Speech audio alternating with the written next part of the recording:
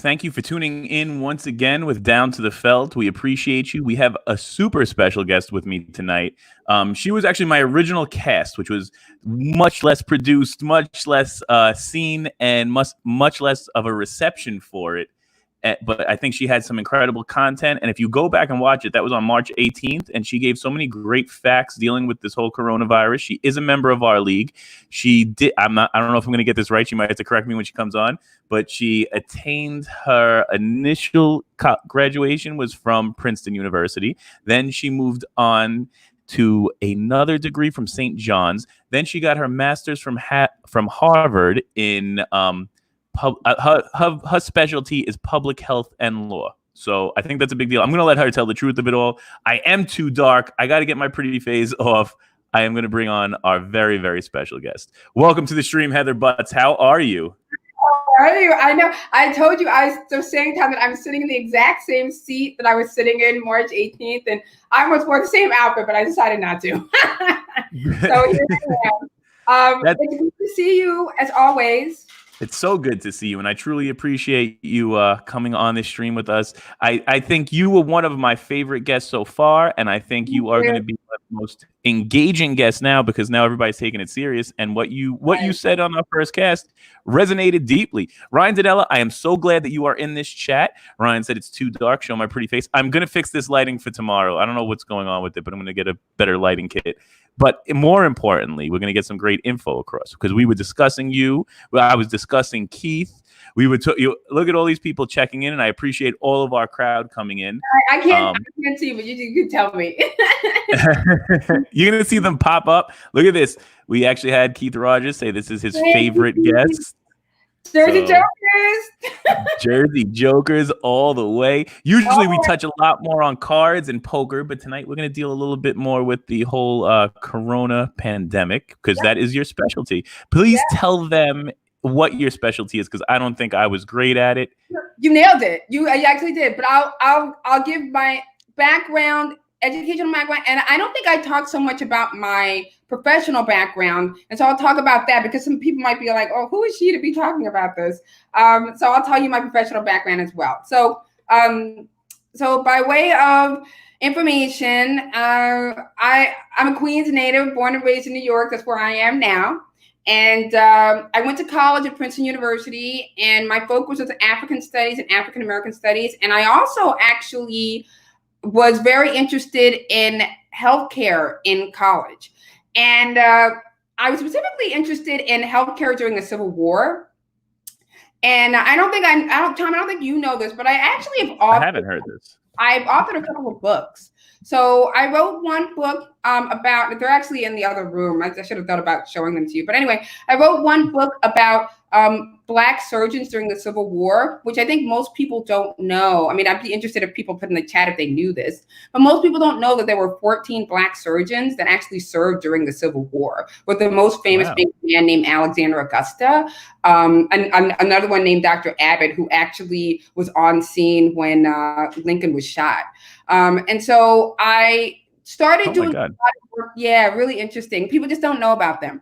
So I did a lot of work looking at public health, or what I would have called medicine at age 17 in college. Okay. Medicine during the Civil War. And from Princeton, I went on to law school at St. John's, as you said. And I actually thought I was going to be a doctor. I really wanted to be a doctor. I thought that was what I was going to do. And then I took biology in college, and then I wasn't going to be a doctor because that wasn't going to work out so well for me. But I was always interested in what I would have called medicine. But I was interested in medicine of lots of people, not an individual person. I was always fascinated by how diseases spread and what we could do about stopping diseases from spreading. I always get that word wrong. How do you say that? Epidemiology. So epidemiology. Yeah, Epidemiology. And epidemiology is a very fancy term for the spread of disease over time. And we can look at epidemiology. I mean, I'm actually personally interested in the epidemiology of trauma. So I've studied the epidemiology of post-traumatic stress disorder for several years, and just looking at how people are traumatized. I've actually looked at it in the interface of the opiate addiction and looking at how people are traumatized and what they do about that trauma, where drugs are a way that people cope with their pain. And so from law school, I was at a crossroads because I really wasn't sure what I wanted to do. And so I had a really big mentor who suggested that I go to public health school. That's what I did. I went to Harvard. I did a law and public health program. From there, I got my education degree at Columbia. So I specifically focused on adolescent psychology and trauma issues and so forth. And then I worked. You have to get a job eventually. So I worked for the government for several years. I worked basically in the office of the secretary under the office of the president, doing health work and healthcare work. And then from there, I worked at a consulting firm doing healthcare compliance work. And then I worked for several years doing I did clinical trial work. So I worked with investigators, which is why we can talk about the clinical trials. I have a lot of opinions about that. But I worked for several years doing clinical trial work and safety around clinical trials and safety as it relates to participants in clinical trials, how people get signed up, how they know when they're in a clinical trial. Did it for a lot of years. Then I transitioned to teaching, which is what I do now. Wow. Okay. That was you have a pretty solid background. So now for me to condense it for everybody out there, she knows what she's talking about. She's not grabbing at random facts. This is not a Facebook thing where you're like, this fact is true because it's a meme or because it has somebody that said they said it. So tell them a little bit about what you do with like peer fact checking. I think that's a big deal that we touched on the first time that most people might not have heard. Okay. So one of the things that I have to do in my life as a professor, so I am a professor at the university level. I'm a full-time faculty member. That's why you haven't seen me so much recently, because I teach at night and, I have to work. Yeah. So that's why you guys haven't seen me around very much over the last several months. And so one of the things that I'm expected to do is to publish and do research, which I'm actually doing some cool research now. Like one thing I'm doing research on is looking from a law perspective at the riots, the protest. It's called a protest. Happening over COVID-19, and basically the personalities of people who protest, and basically looking at what laws people are comfortable with from the perspective of COVID-19 and what laws people are not comfortable with, and basically triangulating that to say there's probably a component to that are people's personalities. And certain people are comfortable with the stay-at-home orders. Like some people are comfortable with it. They're like, great, I feel so safe. And other people are like, I gotta get out of my house. Yeah, it's anti my personality. It's not what I am a people person.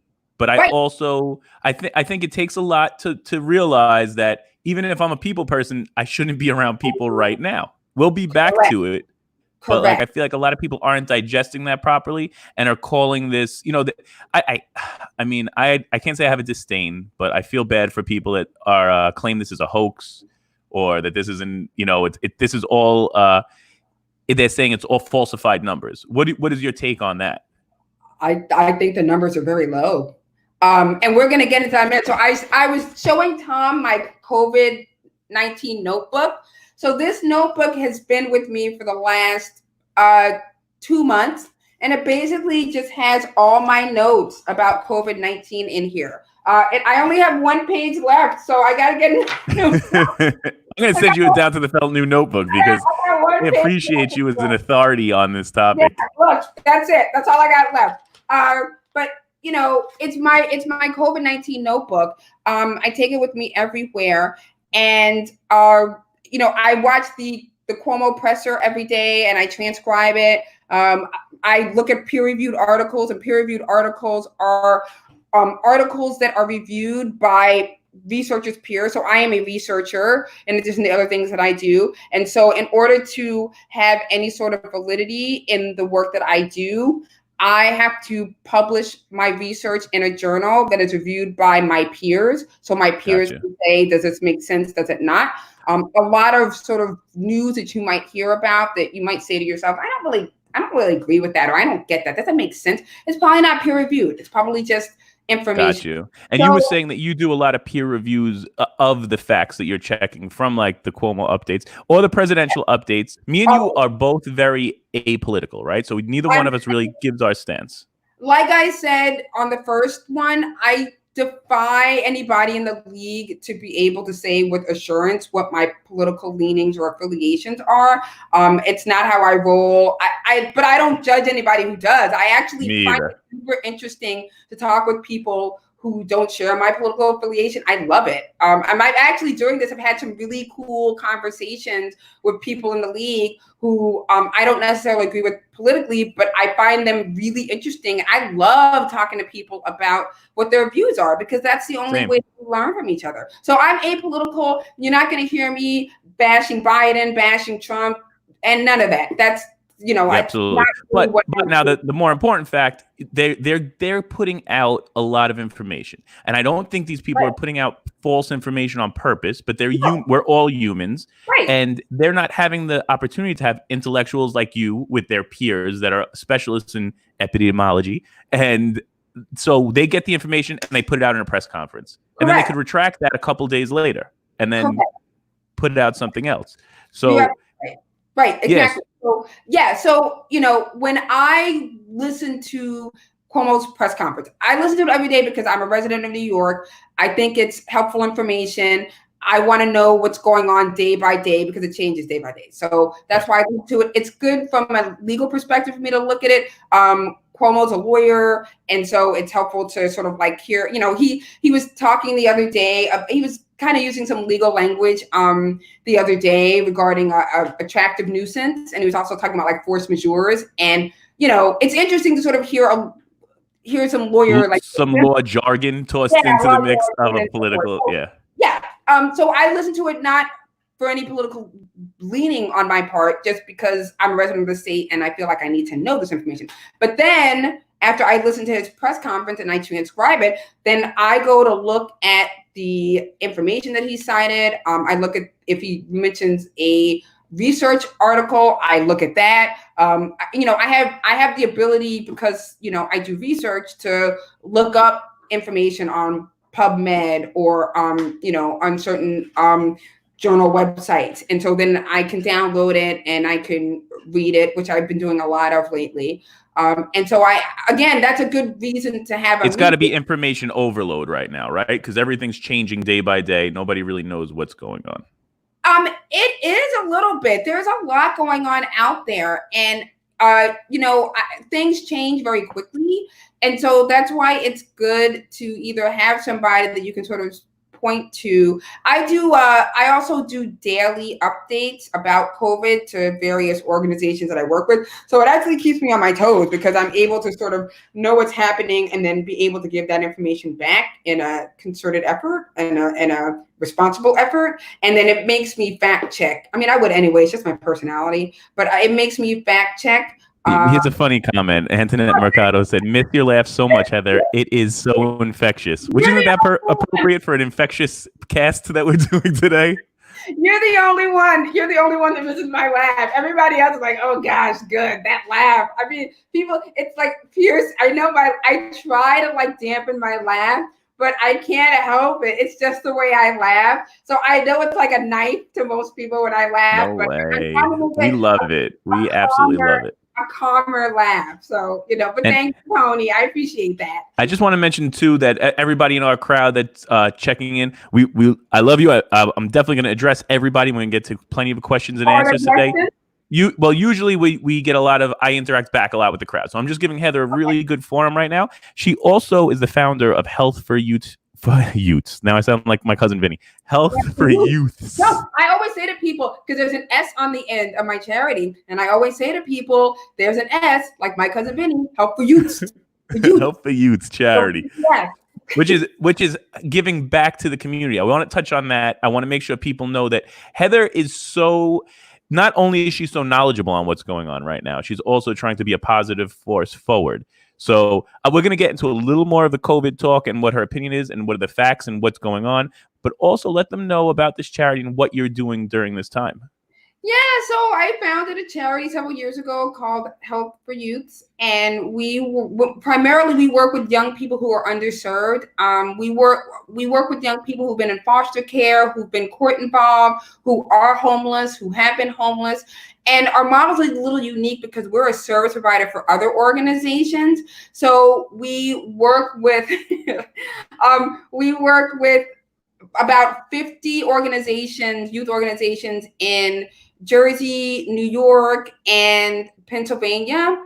And we provide services for them where they can't provide them. A lot of our work revolves around gardening programs. So right now, actually, we're doing gardening for sustainability for communities. So we're trying to get that program running now. I just started my own garden. You know that? Like I'm just starting to dig up the ground and put the seedlings in, and I'm trying to plan for 2 months out.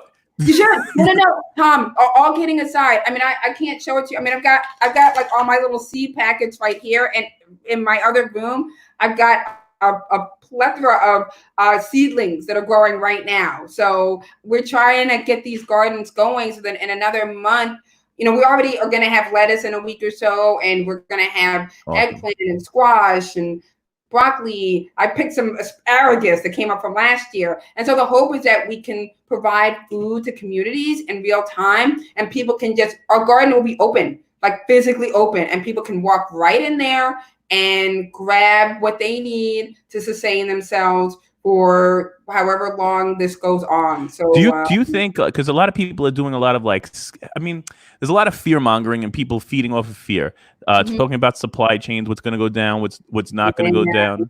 Yeah. What are your thoughts?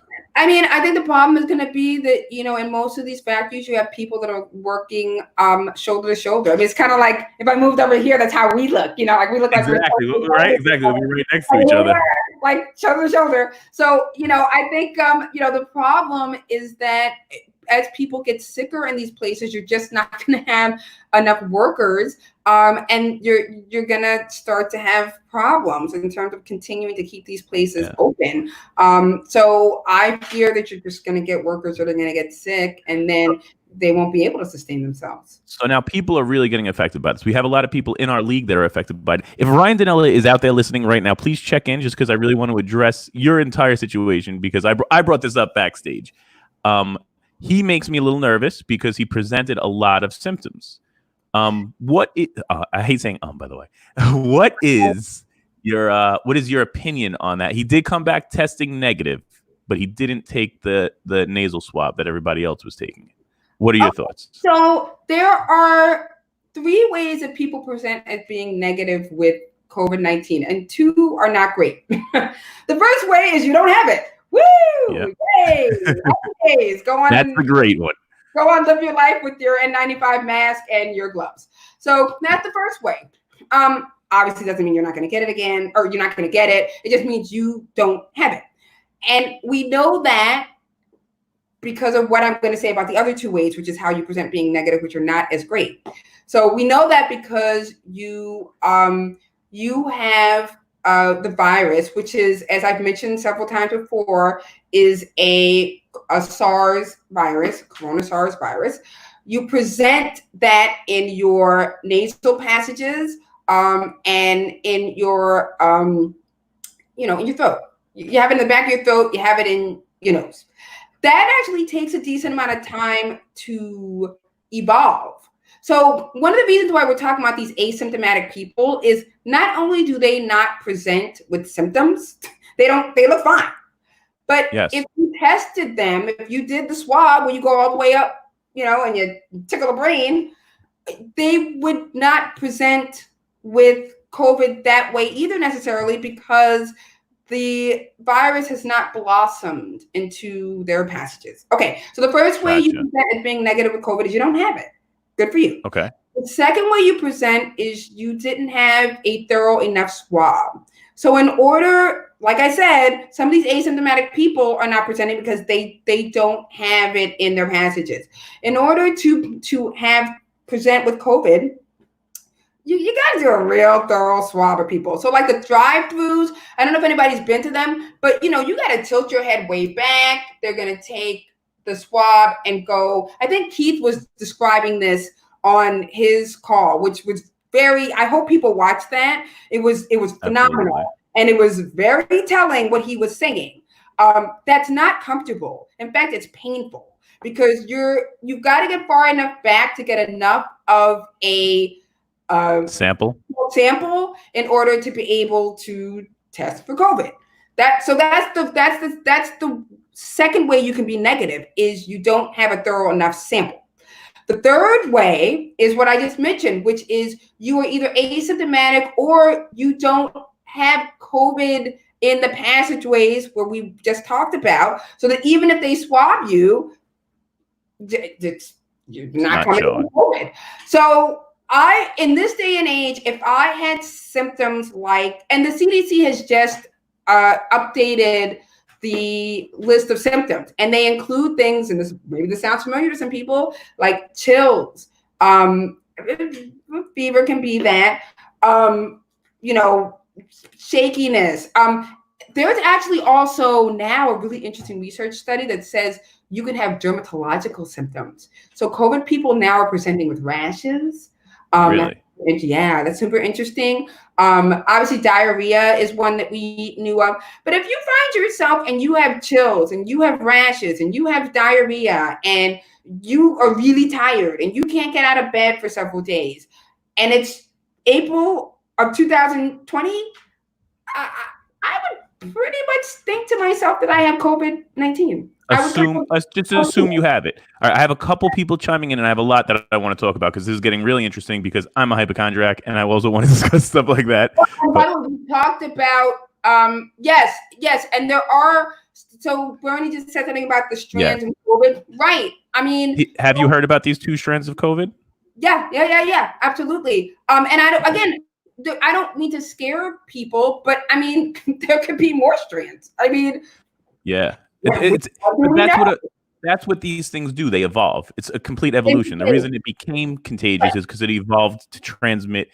Give them a lot of people didn't with the initial one. I mean, remember wherever this started, and I know there's theories. It's 5G. It's it's a lab in China. Okay, wherever we think it started, coronaviruses, as I've mentioned before. So. This is the thing that gives me pause, okay? Everybody, the common cold is a coronavirus, okay? Let me say this for the people in the back. This is a very important thing. The common cold. The common cold, the thing you get a couple times a year is a coronavirus, okay? So, what do we know about colds? We know that we get them like often and again, right? So, one of the things that gives me a lot of pause about coronavirus is one, where it came from, but we know that it mutated from some animal form, more likely than not, to mutate to jump to humans, okay? And remember, a virus, I feel like I'm in biology class, but it's cool. A virus is essentially, it's a carbon copy of itself, right? So we think about when a virus goes to somebody else, I think of it as, remember the old carbon copies, which if you're under the age of 30, you probably don't know what I'm talking about. Yeah, I know what you're talking about. Sure. The old Xerox machine was called a carbon copy, and you would write on a piece of paper, and there's this black piece of paper underneath, and there was another piece of paper. That's how I think of a virus, right? A virus is basically a carbon copy of itself every time it goes to somebody else. It looks a lot like what it looked like in the last person, but it's not an exact replica. Right? So if you figure a virus, and there's going to be a slight difference. So everybody's going to get affected with slightly varying symptoms. Exactly. It's going to look a little different. You're going to get a little bit different symptoms. But usually it's not going to be that much of a mutation for us to really sort of say anything about. But if you have a major mutation, right? And we saw this with Ebola, which is the thing I studied for a long time, by the way. Ebola, I used to talk about Ebola all the time and nobody would listen to me. And I was like, guys, Ebola, let's talk about it. And people just like, I don't talk about Ebola. But Ebola would have been a good thing for us to look at because we had Ebola cases in this country. We just didn't pay very much attention to them. But Ebola would have been a good way to look at this. And there's a documentary that NPR or PBS just did. Miles O'Brien was a commentator for a really interesting reporter, and it's called Coronavirus: The Two Washingtons. And it gives a step-by-step view of when coronavirus first got to Washington and what the people in Washington State did. It's very different than what a lot of other states did. And they were ready. They were ready because they saw it coming.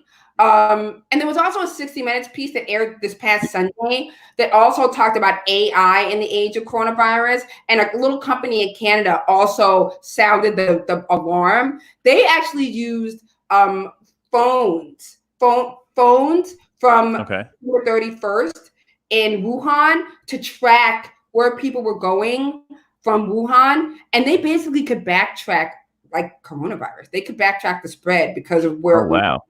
Yeah. So when we think about, mutations and we think about spread and so forth, and we think about coronavirus, my concern, to be honest with you, is whether or not we retain an immunity to COVID-19 long term.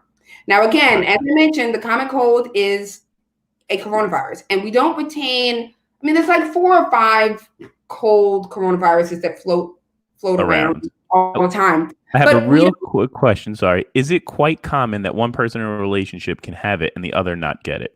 That's a really, really, really interesting point. I always think about Justin Trudeau in Canada and his wife getting it and he not getting it. And how essentially people are like, oh, he didn't get it.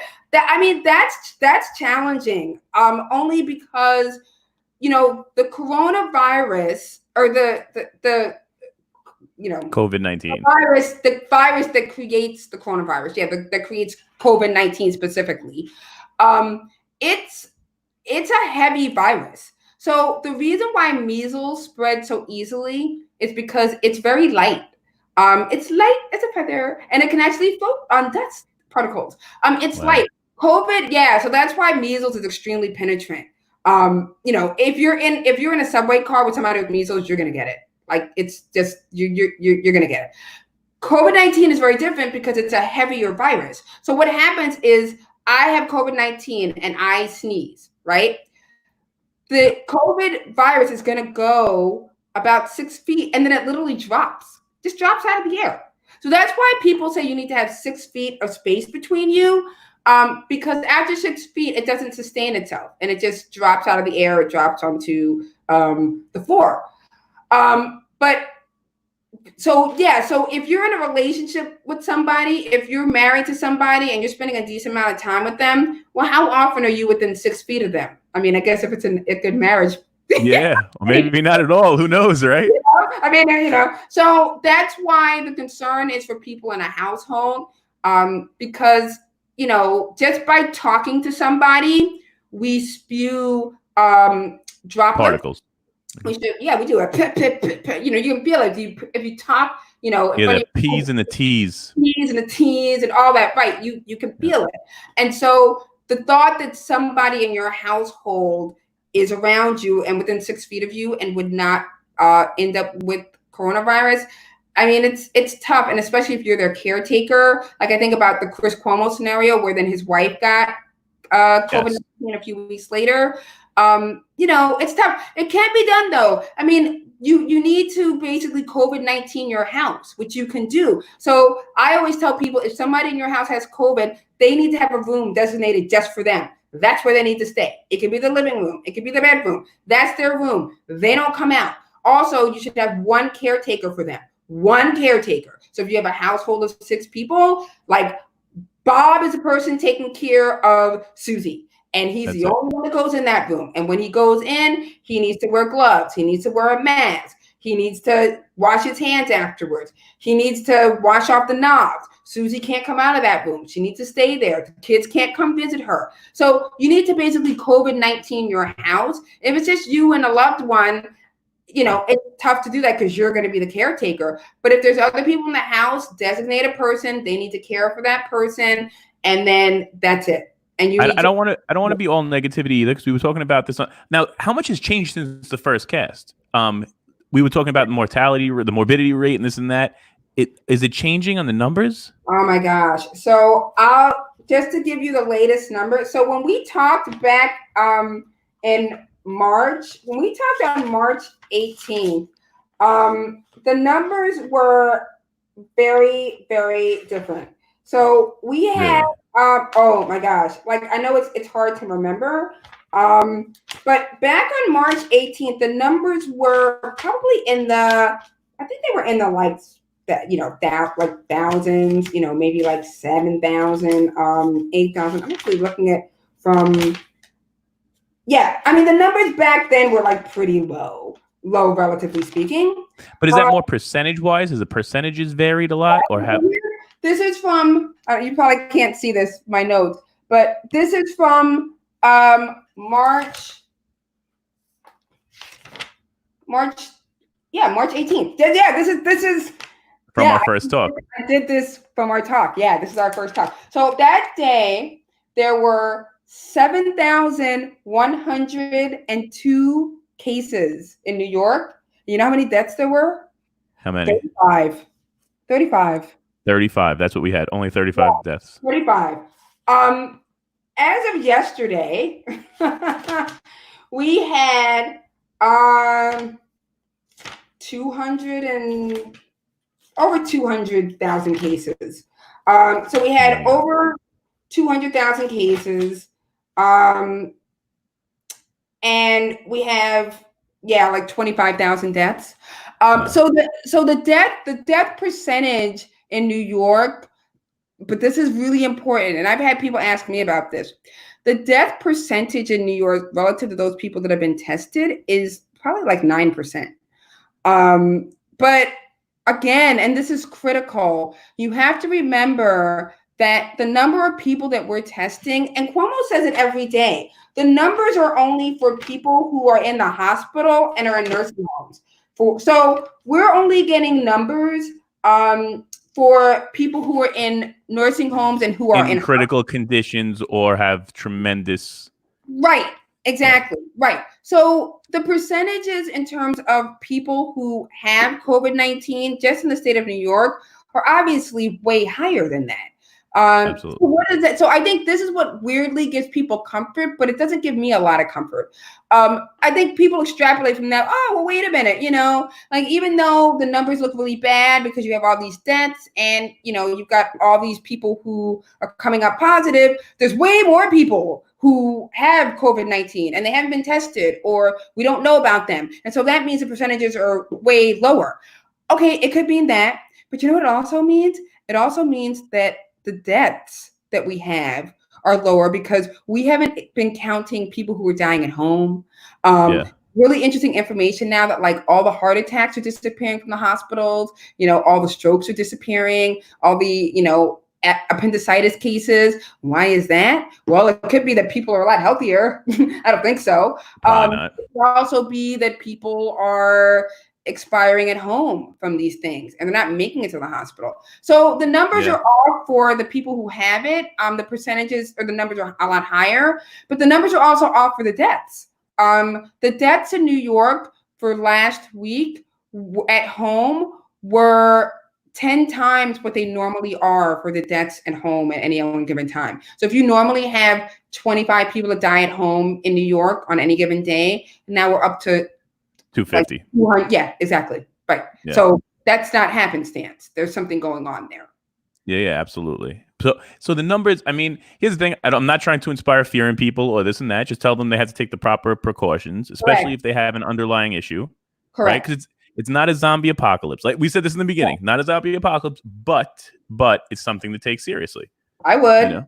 Sure. Yeah. I mean, I think, again, I've talked to people and they're like, oh, but the percentages are so low. It's, when all is said and done, we're probably talking about like, 0.9% of the population that die from this, 1.0. I mean, I have not had COVID-19 and I would rather avoid having it. But from the people I've talked to that have had it, it's a nightmare. I mean, it is a very, very, very painful. When we lost Tomac, I mean, he died of a heart attack. He was never tested. His death will not, I don't believe, will get, and he was a very good friend of mine. And I feel like, I definitely think there was a very good chance that it was having something to do with this. He was a smoker. He did have past family history issues with stuff. I get that. So, and stress and this and that, but all of those are contributing factors to this. So Jonathan's father, Jonathan Cruz, his whole family tested positive. I see. That's to Harmony's question. That's why it's really important that people not take unnecessary chances. If you love the people that you live with and you love the people who you're around, and I always say this to people, you should imagine that every time you leave your house and you interact with anybody now, your whole family's interacting with them.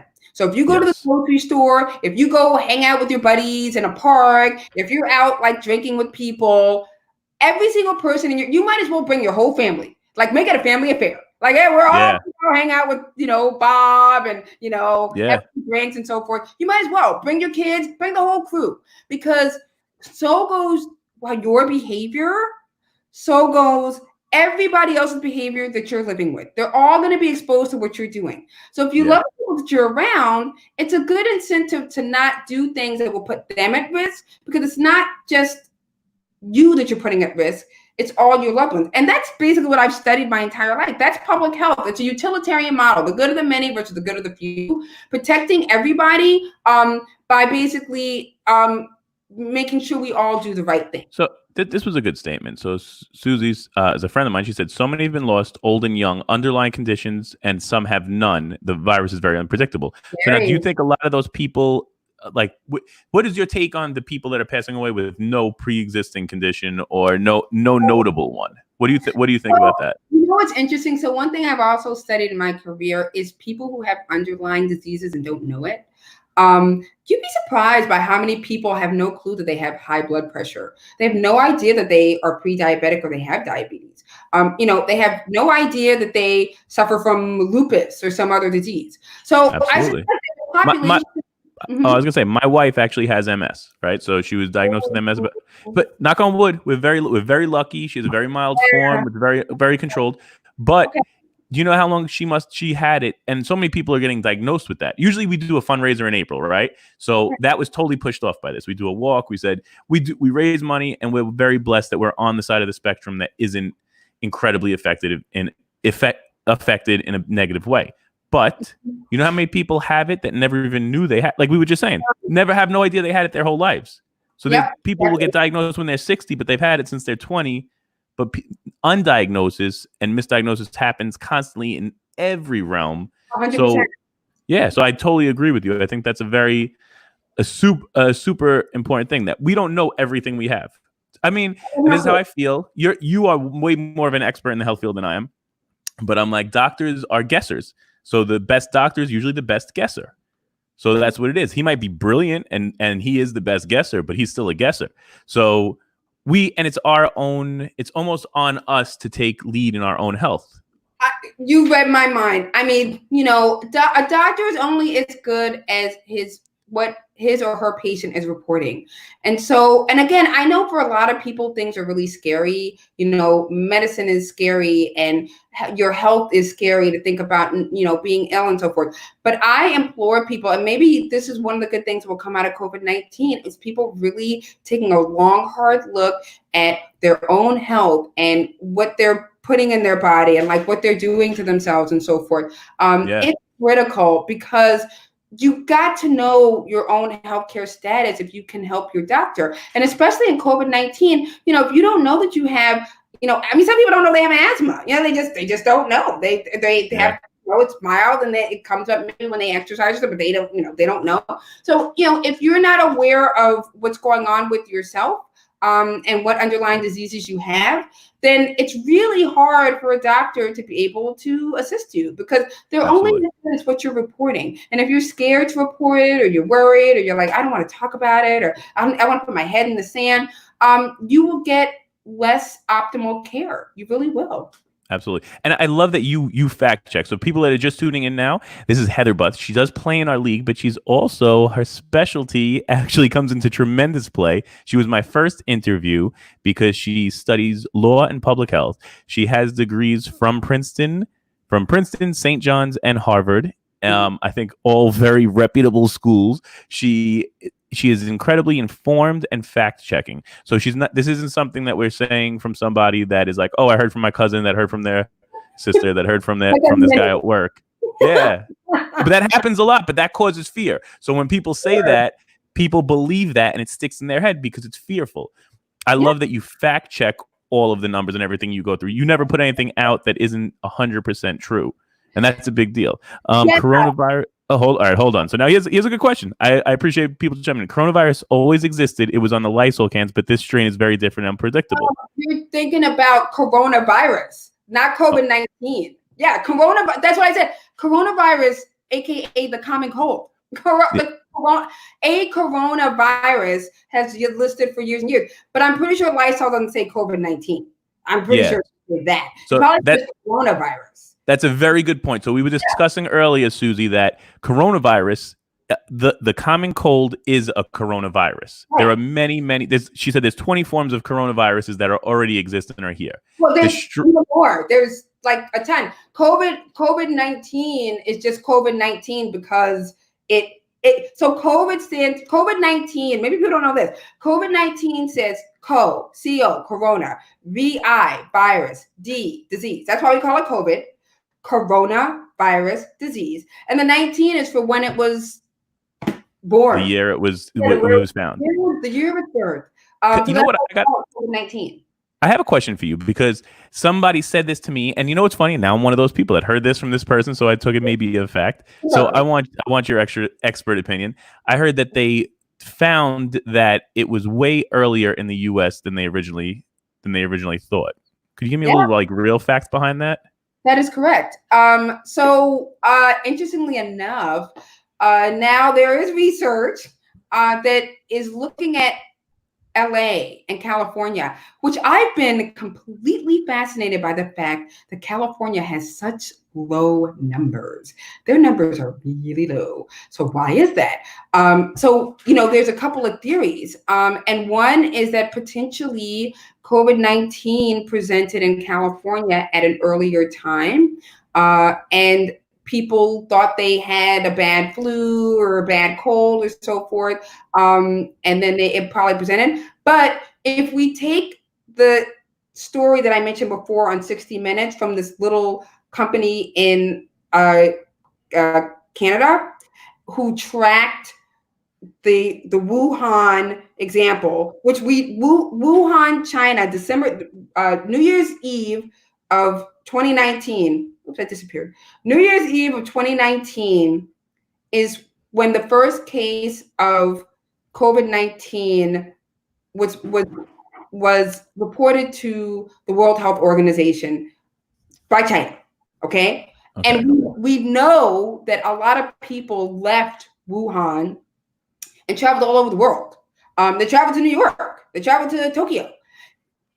They traveled to LA.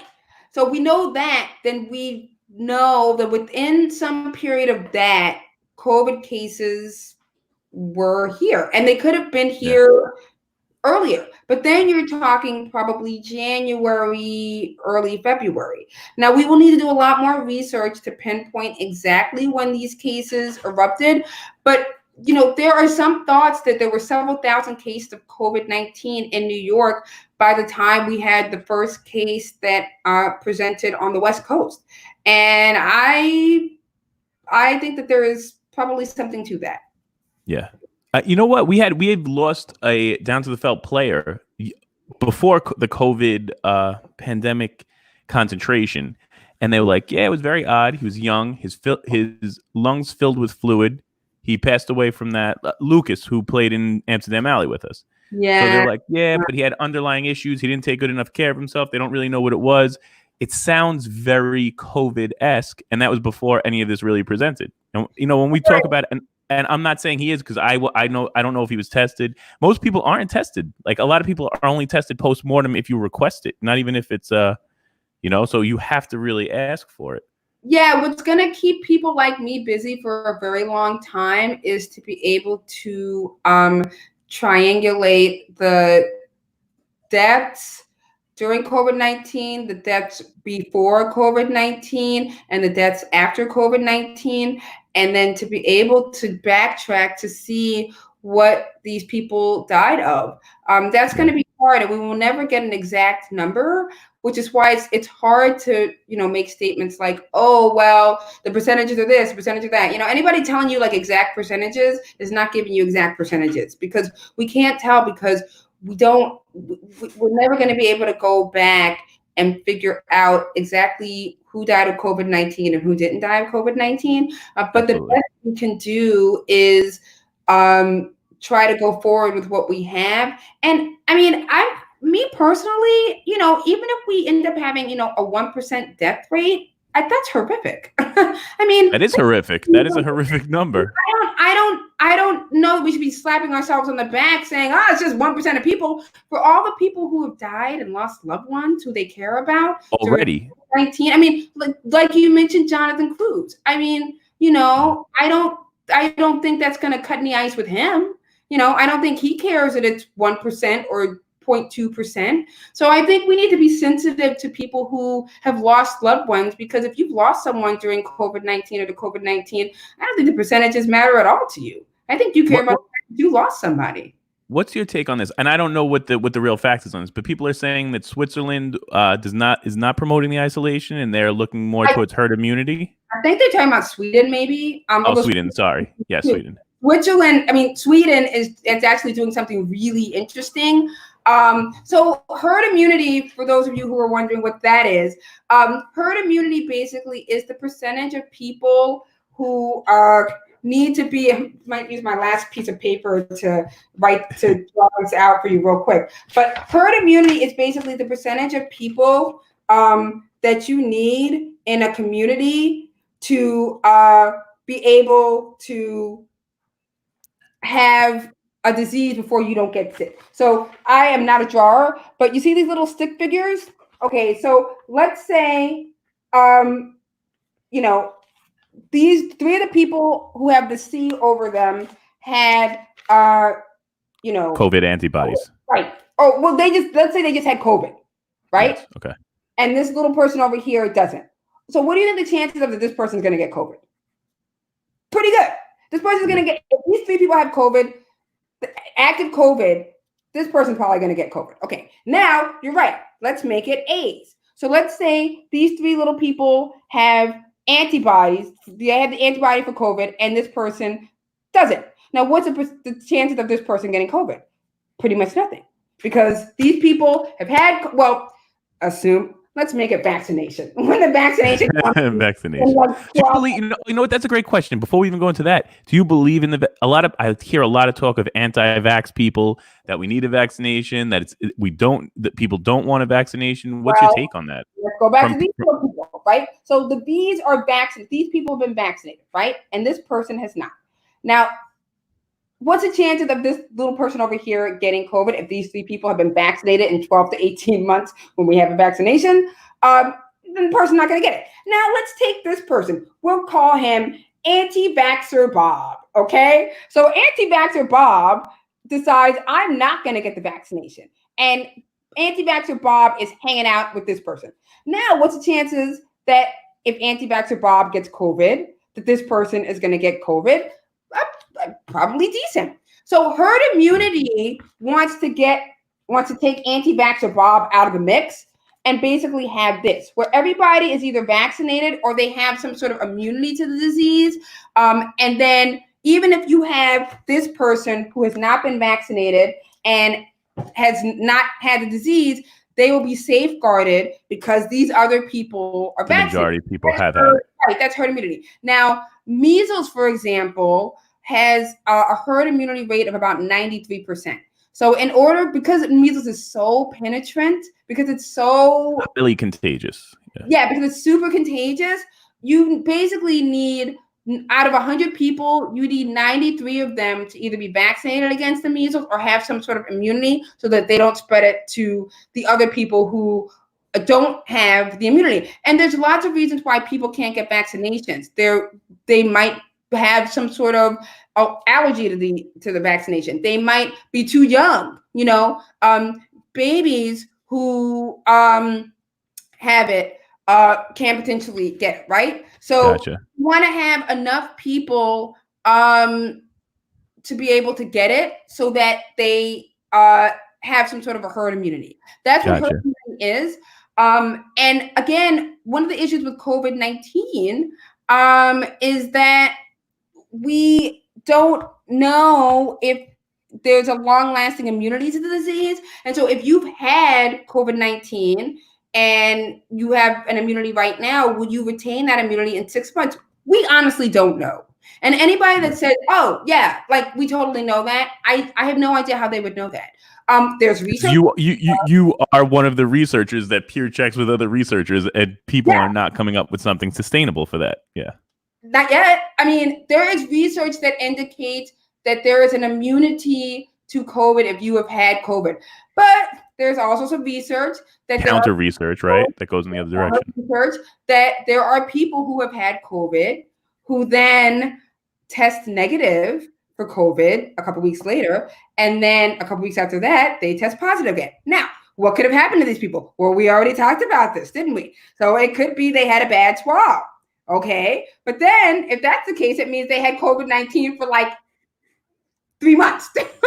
That's wrong. So what could be happening is they had COVID-19, it resolved, they had antibodies, and they no longer had COVID-19 in terms of being infectious. And then a couple of weeks later, they were reinfected. That could be a worst case scenario. That's a worst case scenario. Right. Yeah. And right now, I mean, if I had to hazard a guess, I would imagine that a decent amount of people retain an immunity to COVID-19 once they've had the disease, but there might be a percentage of people that don't. Depending on who they are. Depending on who they are, or for whatever reason. So, yeah. Absolutely. Harmony has a question. Do you think those on Plaquenil on a daily basis may have a chance of blocking it off? I'm not even sure what Plaquenil is, to be completely honest. Yeah, so it's another medication. And this goes to what I was talking about before, which I am so hesitant to weigh in on things like that. And it's probably because of my background. So as I mentioned before, I come from a research background.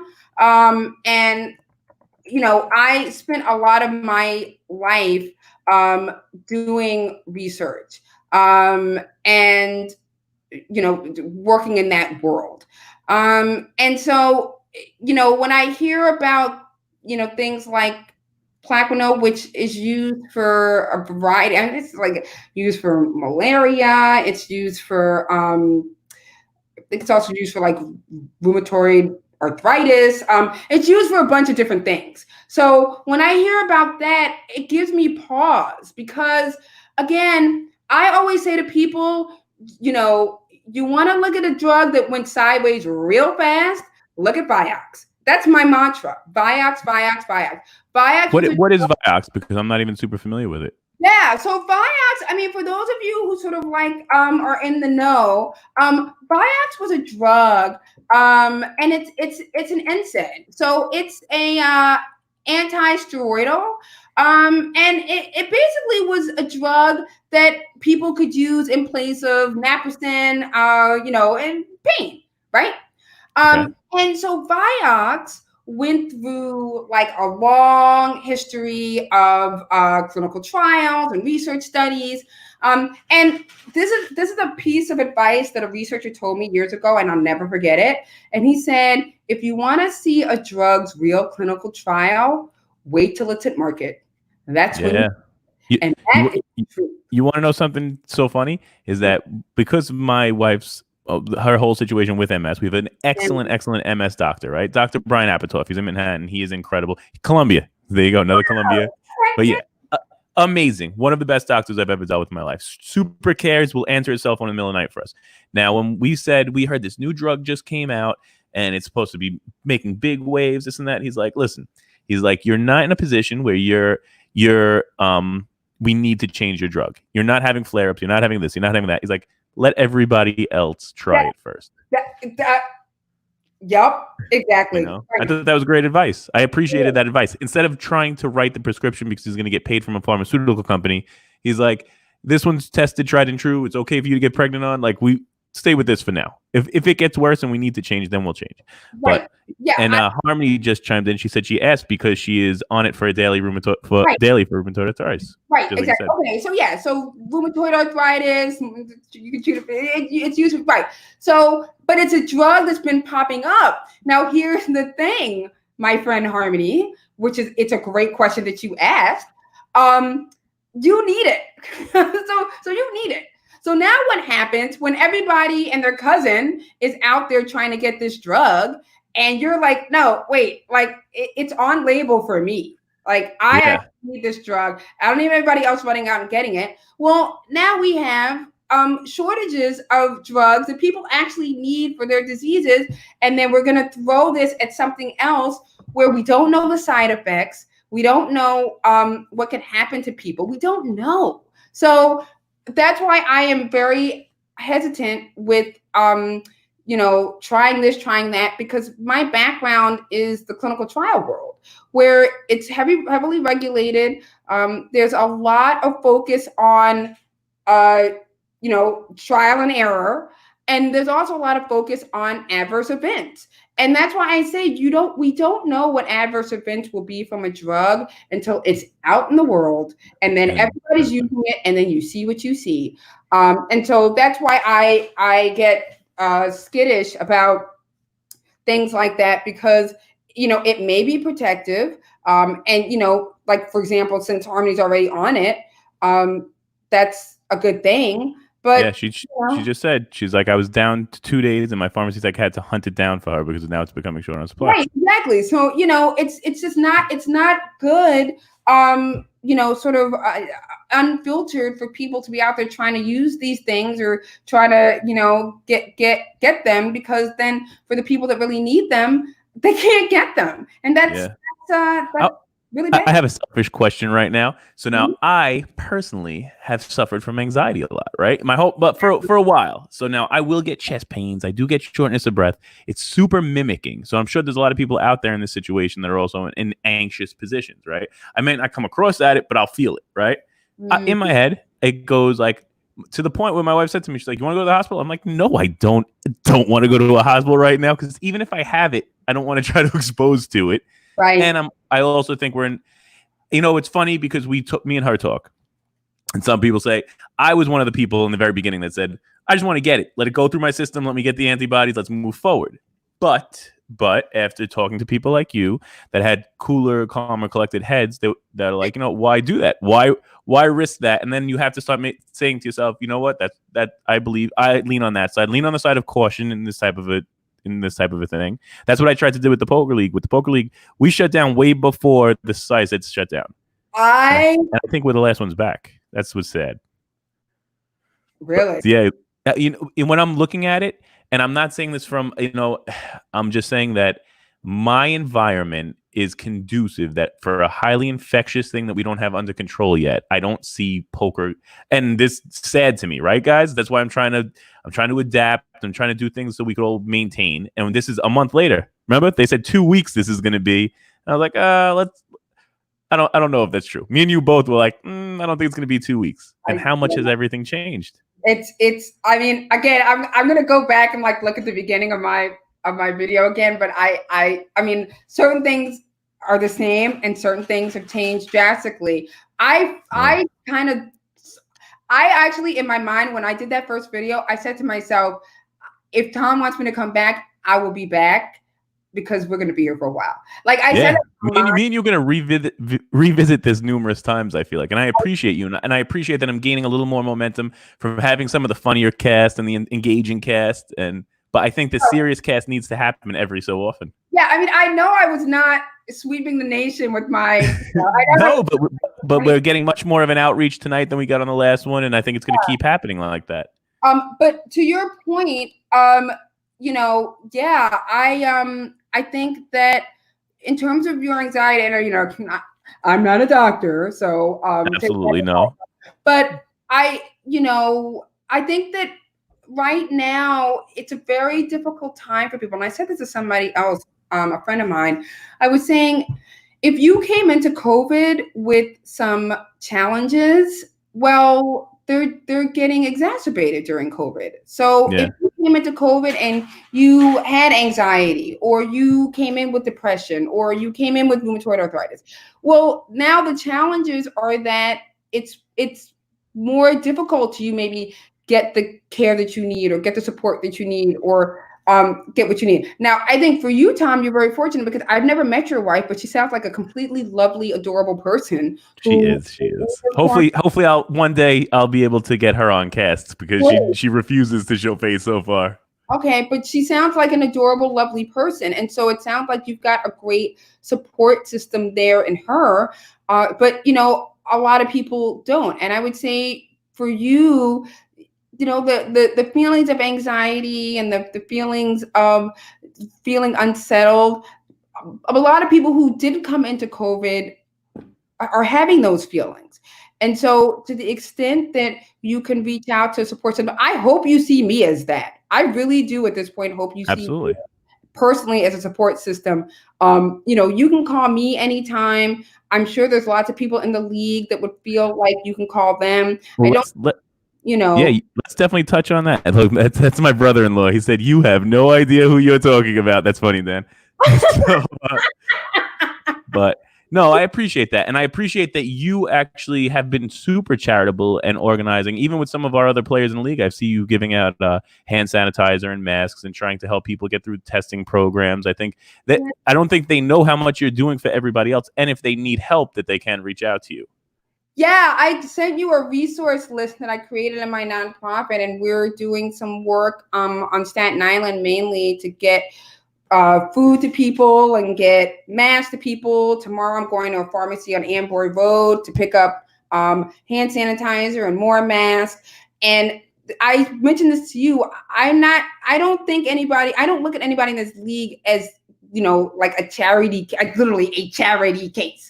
Yes. I don't look at people that way. I think that this is a tough time, like I mentioned, and people are going through a lot. And to the extent that we can help people and we can support them, we should do that.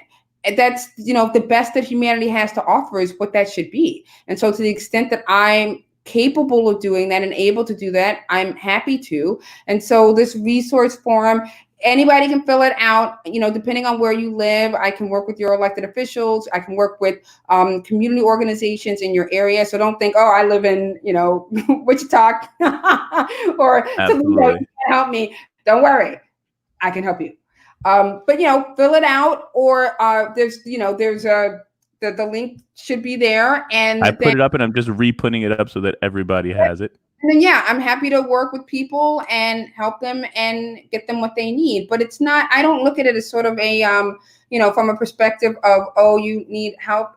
You need help, or, I gotta somehow you're total anonymity. She's not sharing your information with anybody. If you need help, please reach out, because she wants to help. Yes. And we want to help. Like, we want to be a resource for everybody in our group. Yeah, between me and whoever reaches out. So I will not disclose who did reach out. Obviously, it's personal, and whenever we can talk about that. Okay, now see, I'm not in the know with that. What exactly is remdesivir? So this is yet another drug. This is actually sort of new to the scene. In fact, I was actually reading about this today. So this is another drug. The pharmaceutical Gilead talks about it. It's sort of like a broad spectrum antiviral. And the FDA, I think actually a couple of hours ago, is approving it for use with COVID-19.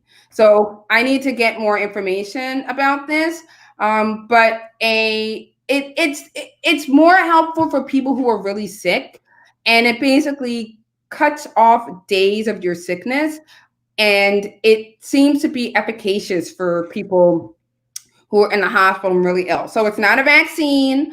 You can't take it and then, completely ward off the disease.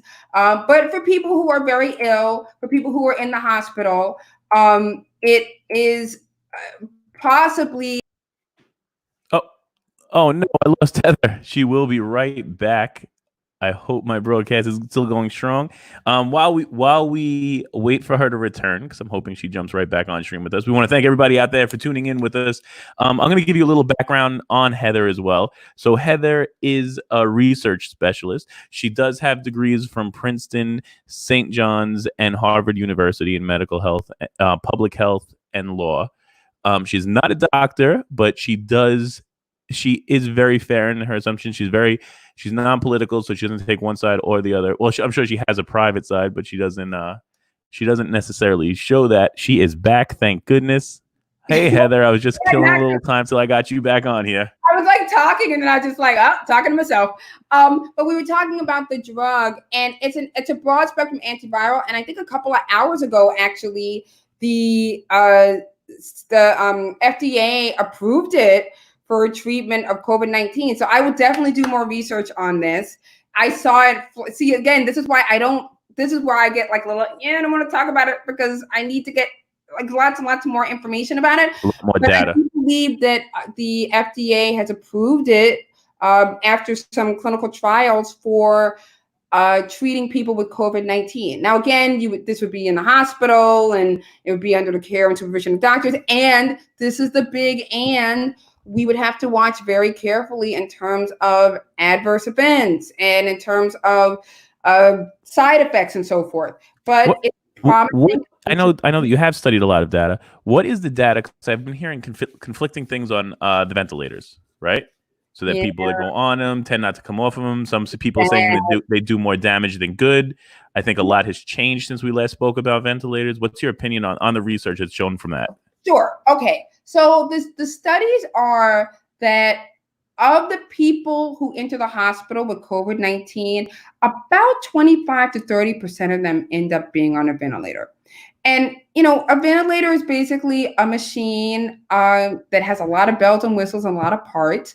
And it helps you, it essentially takes over the functioning for you of breathing. So for people who cannot breathe on their own, you are vented, so you're put on a ventilator, and then it essentially does the work for you. The reason why, for example, hospitals really hate to put older people on ventilators, people that are 85, 90 years old, they don't come off. Because once you get on the ventilator and you're that old, you probably have underlying conditions. That's the reason why you're on the ventilator in the first place. You don't come off. So if you figure you're in the hospital and about 25 to 30% of people go on ventilators for COVID-19, of that percentage. Well, 25% of the ones that were affected enough to make it to the hospital. Right, exactly. So about 25% end up going on ventilators. Of that percentage, I want to say maybe 80% don't come off. And then, of that percentage, basically those people, the mortality rate is super high. Exactly. So when we're looking at the mortality rate, it's basically people if you have COVID-19, and I mean, I say this with all sensitivity to people who might have family members who currently have COVID, family members who are currently in the hospital. But if you end up on a ventilator in the hospital with COVID-19, it is not percentage-wise conducive to life. And so that's why actually you've heard about, you might have heard about proning, for example, is something that some hospitals are using where you flip the person on their stomach, and then, lung fluid sort of goes in the opposite direction, trying to find other solutions to ventilators, because ventilators in a normal scenario are, it's not wonderful. They're a last resort to begin with, so you don't want to make them the first line of defense. You don't want to make them the first line of defense. And I think hospitals have been very responsible in trying not to do that. But because COVID-19 is a respiratory disease, it's kind of hard to avoid that. For some people. So ventilators, when we last talked, I'm sure when we last talked, there wasn't a shortage of ventilators. No, but that was what was creating a lot of the fear, was the ventilators, the lack of ventilators. They talk about it a lot on the news, but now it seems to have died off a little bit on the need for ventilators. Yeah, mainly because, the death rates are going down, certainly in New York. We had a lot of support from people to get us ventilators, even from other countries. And so now it's certainly in the tri-state area. That is not what it was when we first, a little bit after when we first talked. I don't think it was as big of a deal when we first talked, but we were probably thinking it might be. I'm a big fan of like following the patterns, and I think that's what your specialty is. Well, how is Italy doing? Because they did have a much older demographic. How does it look like they're 50 days ahead of us? We're 30 days into it now. Are we following the same patterns? Or are they on different patterns? Are we? Yeah, the only country that we're not on the same pattern with my trusty little notebook. I'll use my last page for this one because I think the vision will be quite stunning for people. The only country that we're not on the same page with is China. This is what China's graph looks like, legit. So if you Google China's trajectory of the diseases, it literally went like that. Said no other country ever. No other country has a trajectory of COVID-19 cases that does that like that, right? So Italy has been following, so we can extrapolate all we want from that, and that might be another webcast. But Italy basically has been following the pattern that we have been following, and I actually applaud the Italian government in Italy because, I think we talked about this on the first cast. But the reason why Italy had such large numbers is because they have the oldest population of people in Europe. So I think that took a while for people to figure out. But once they figured it out, it made sense because since you have a lot of people in Italy who have comorbidities because they're older and it's just an older population, they were dying out quicker. Can you leave that comment up there for a second?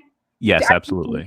So they were dying off quicker because they were older. Italy is being very intentional about how they're rolling back into this. And, they're just taking their time and they're looking at the data.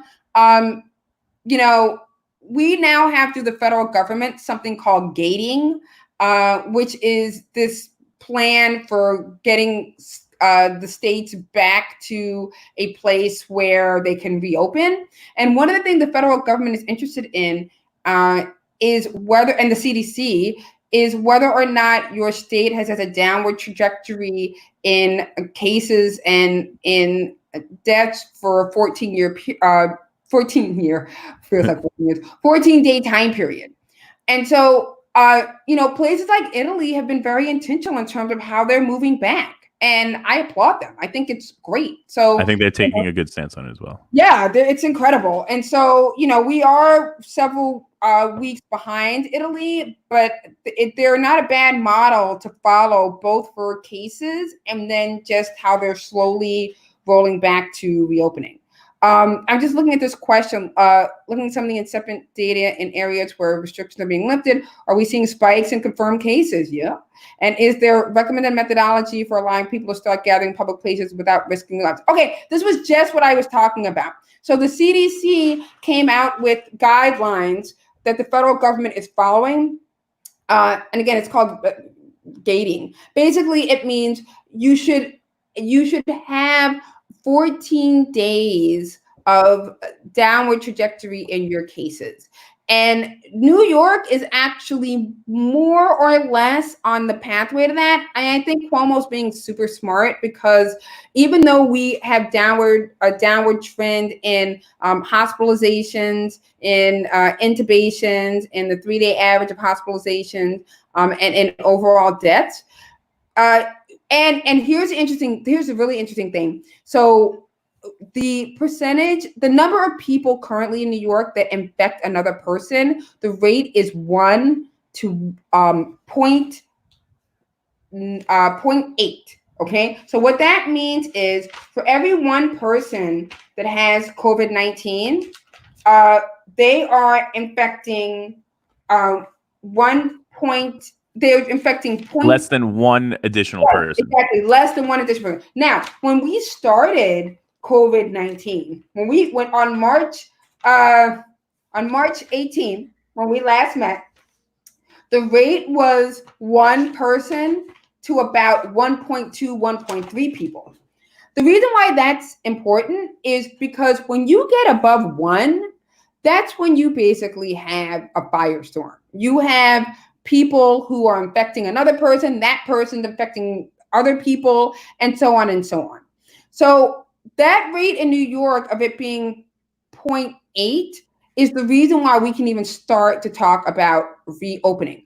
But in some of these other states, I mean, I'm baffled and speechless, really, that some of these states are opening up when all of their rates are going in the opposite direction. And Georgia is the most obvious one. That's what I was going to ask. What's your opinion on Georgia and your peers' opinion? They're not going down on anything. Their rates were going up when they decided to open up. So unlike New York, that you have a governor who basically is like, well, I'm being cautious about us reopening, even though our numbers have been going down for several weeks. But so our curve is like this, and it's downward. And he is implementing phase 1, phase 2 of reopening, and he has said that there's going to be 2 weeks at least between each phase, with phase 1 not even starting till May 15th, when pause and Matilda's law comes out of effect. Matilda's law, by the way, is the law that requires the New Yorkers over the age of 70 stay at home, which is a law, by the way. So if you're 70 years old, I didn't even know that. If you're 70 years old in New York, you should have been at home. You should have been at home starting March 23rd. It's called Matilda's law, and it basically has Let me just read it for you real quick. Matilda's law. So if you're over the age of 70. This is exactly what you should be doing. It is the law. It's an executive order that took effect on March 23rd, 2020. And Matilda's law was named after Governor Cuomo's mother, who was in her late 80s. So okay. I was about to ask, I knew that was going to happen. I was like, was Matilda like his mom? Yes. Because I feel like it makes sense. Alive. So his father obviously is Mario Cuomo, who was the former governor. He died several years ago, but his mother's still alive. She's in her late 80s. So Matilda's law is rules for the most vulnerable groups, seniors over 70, immune compromised people, and those with underlying illnesses. This is Matilda's law. Number 1, you must remain indoors. Number 2, you can go outside for solitary exercise only. Number 3, you must pre-screen all visitors and aides by taking their temperature. Number 4, you cannot have visitors in your household, multiple people. So multiple people cannot come to your home. This is law, by the way. Number 5, all vulnerable persons should wear a mask when in the company of others. So if you're 70, every time you see somebody, you should be wearing a mask. If you're seeing somebody, which you shouldn't. Number 6, to the greatest extent possible, everyone in the presence of the vulnerable person should wear a mask. If you're in front of somebody who's 71 years old, you should be wearing a mask. Number 7, always stay at least 6 feet away from those individuals. Number 8, the last one, do not take public transportation unless urgent and absolutely necessary. That's Matilda's law, which has been in place for over a month. That's been in place. That doesn't even get into the law that involves non-vulnerable people, which is way longer, and we could say that for another time. Way more in depth. Maria actually just said, "Wow, who knew about these laws?" That's true. I didn't even know about this law, and I don't think I am totally ignorant, but I didn't even know that existed. I mean, so just as an aside, the non-vulnerable law, it is law. It is an executive order that went into effect on March 23rd, and it is called PAWS. And PAWS stands for Policies to Assure Uniform Safety for Everyone. It is has 9 points. This is the law for everybody in New York. I think I should just read it, okay? I'm going to read it real fast. Just Absolutely. because go right ahead. I'll be following it. Okay, PAWS. Number 1, Non-essential gatherings of individuals of any size for any reason, parties, celebrations, other social events are canceled or postponed at this time. I think we all knew that. Any concentration of individuals outside their home must be limited to workers providing essential services, and social distancing should be practiced. Number 3, when in public, individuals must practice social distancing of at least 6 feet from others. Number 4, businesses and entities that provide essential services must implement rules that help facilitate social distancing of at least 6 feet. Number 5, individuals should limit outdoor recreational activities to non-contact and avoid activities where you come into close contact with other people. 6, individuals should limit use of public transportation when absolutely necessary and should limit potential exposure by spacing out at least 6 feet from the other riders. 7, sick individuals should not leave their home unless to receive medical care and only after a telehealth visit to determine if leaving the home is in the best interest of their health. 8, young people should also practice social distancing and avoid contact with vulnerable populations. And 9, precaution with, this is a weird one, isopropyl alcohol wipes. It's just like you should wipe stuff down. It's basically that one. Yeah. So those are the 9, and I'm actually happy to type this up if you think it would be helpful for the league members. Yeah, I'll get it out. I would love to do like a little bit of a reminder. Bernie addressed, he said Italy has a much older population and a large smoking population. Yeah. Could that be the cause on why they need to be more, or does America have the same type of, do we have a lot of underlying issues too, or do you think they're much more affected by this? Yeah, so as usual, Bernie, I love you. Hello, I miss you. By the way, Bernie has donated to my nonprofit. He's given us books for our little free libraries that we turned into little. Thank you, Bernie. So on people helping people, I appreciate that. Yeah, Bernie's. I mean, I'm sure Bernie even gets sick about hearing how great he is, but it can't be helped, Bernie. You are that great. So, Yeah. But Bernie has donated books to my little free libraries, and I love him dearly, and I miss him. And so his question is a really great one because, yes, the 2 reasons why I would say Italy is having more problems is 1, they have an older population, and 2, yeah, smoking is a comorbid behavior for this disease. So if you're a smoker out there, I know it's a really, really tough time to stop smoking. I know it's hard, but it's in your best interest as much as you can to at least cut down on your smoking, okay? If you smoke a pack a day, maybe try to smoke half a pack a day or maybe just a couple of cigarettes. Smoking is really bad for this disease, and smokers are not doing great with COVID-19. It's a respiratory disease. Smoking damages your lungs. So if you already have, that's what I was saying before, Tom, about like, if you're coming into COVID-19 with like mental health issues or with damaged lungs or with diabetes, COVID-19, it's just gonna pick up on that and run with it. So yes, smokers and people who are older are very vulnerable for this disease. And if you're in one of those categories, then it's going to make it a lot worse for you. And for people over 70, it's like, people in our league who are over 70, I really want you to take seriously the guidelines that I just read. And not only are they the law, but they will protect you. And if somebody's trying to like visit you or be in your house or hang out with you, don't let them. Yeah, that, what, smoking super concerns me. I love my father to death, and he's, he's following all the rules right now. Like, he's actually in Pennsylvania. I thought the population density was too high high down here, so I think he's better off up there. But he's a smoker, so that so concerns me. In his later 60s, a smoker, not the best as far as his diet and health plan. So I need to avoid him getting it at all costs. I feel like. Yeah, definitely. Like this. Tell him maybe like cut down on the smoking a little bit. Maybe he has. My mom says he has slowed down on the cigarettes a bit. So he's taking it because he's not doing it as much. So I'm praying for that. But that's all we could really do, right? So everybody out there, that's what we could do. And like hope people try and take this as seriously as possible. What are your thoughts on how long it's going to be before we actually do start opening up, or the trends on other people opening up so far in other areas? I am looking really closely at Georgia and Texas. So I've been following them, and I will continue to follow them. We're gonna need a little bit of time on Georgia, and we're gonna need a little bit more time on Texas. Texas is opening up, I believe tomorrow is when they're going to open up. Georgia opened up partially on Friday, and then they opened up more on Monday.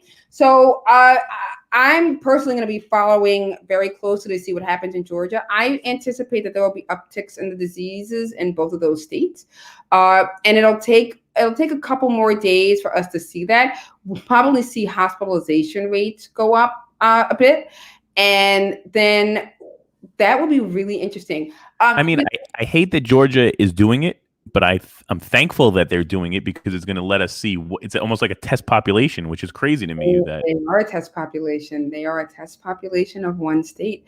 And what'll be really interesting too is I fully anticipate, in addition to them being a test population, that you're going to get. I mean, unless they're going to be really rigorous about their borders, you're going to get people that just kind of want to go into the state and do stuff and sort of do things in the state. And there's I mentioned the term before, attractive nuisance. I think I mentioned it before. Georgia has made itself an attractive nuisance. So that term, you're brighter, Tom. I was trying to fix it. Thanks, Mike Bloomer. I appreciate that. I'm trying to figure it out myself. There's a term called attractive nuisance. And how I learned this in law school is a very simple example. If you have a backyard and you have an old, rusty jungle gym in there, right? And you have neighbors who have children. That old, rusty jungle gym is an attractive nuisance for those children because they're looking at it and they think to themselves, ooh, shiny, exciting jungle gym. I'm going to go over to my neighbor's house and I'm going to climb on it. But meanwhile, it's rusty, it's old, and they're probably going to get hurt. Georgia is the equivalent of that for the rest of the country. They have become the attractive nuisance with their hairdressers being open and their saloon, I think restaurants are partially open, but I don't know how that's all going to play out. An attractive nuisance. So you can, unless they're going to police their borders really well, it would not surprise me at all. I wouldn't even actually surprise me if you had some New Yorkers going down there.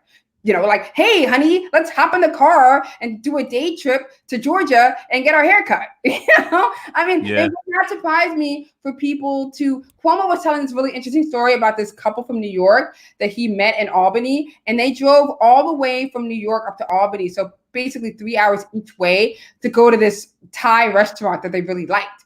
And Cuomo basically said to them, there's Thai restaurants in New York. You can just order and take it home. And they basically said, oh, well, we just wanted to take a drive and get out of the house for a little while.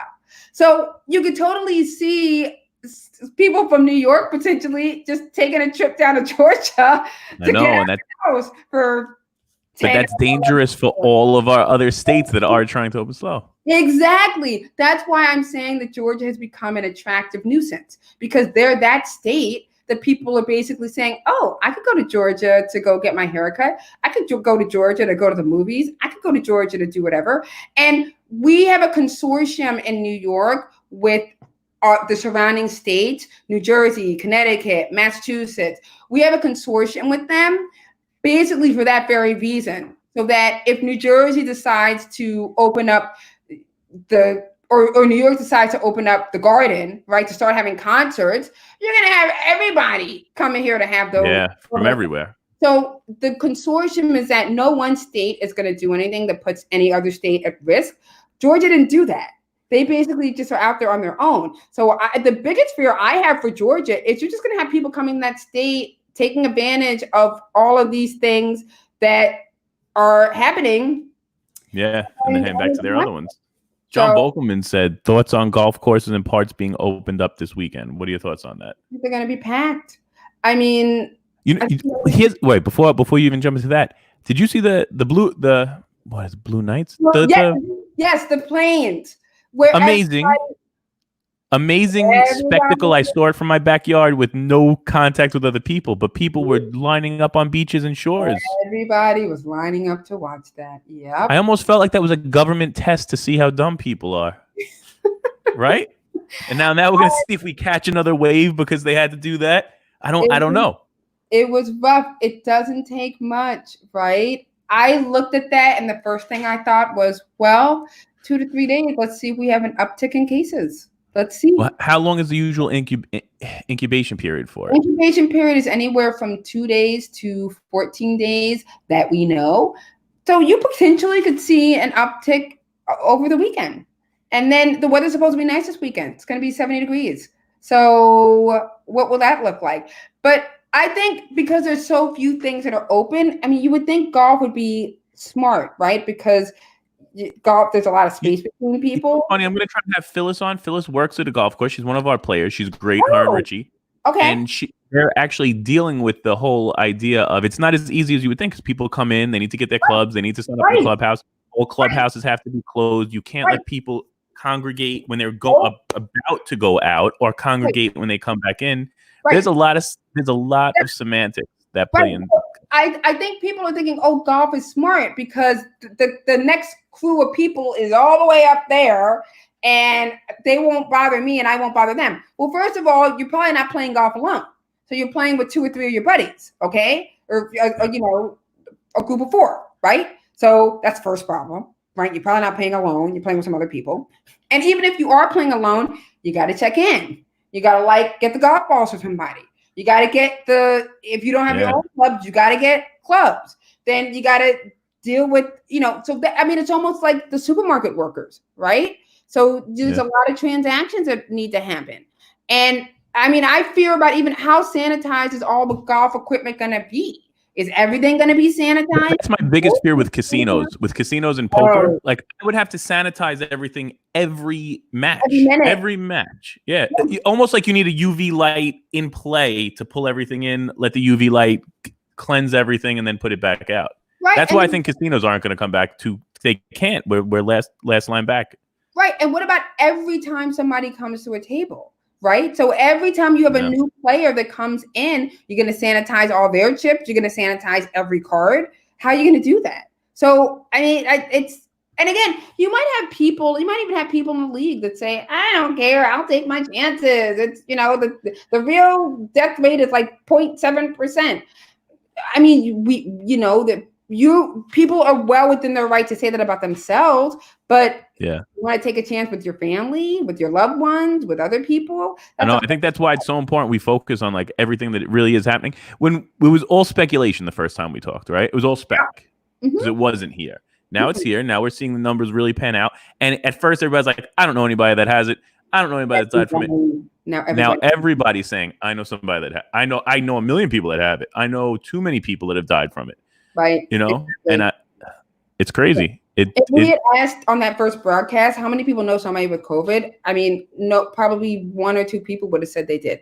Now, I would love to know anybody that's listening who doesn't know somebody with COVID. That would be impressive if you don't.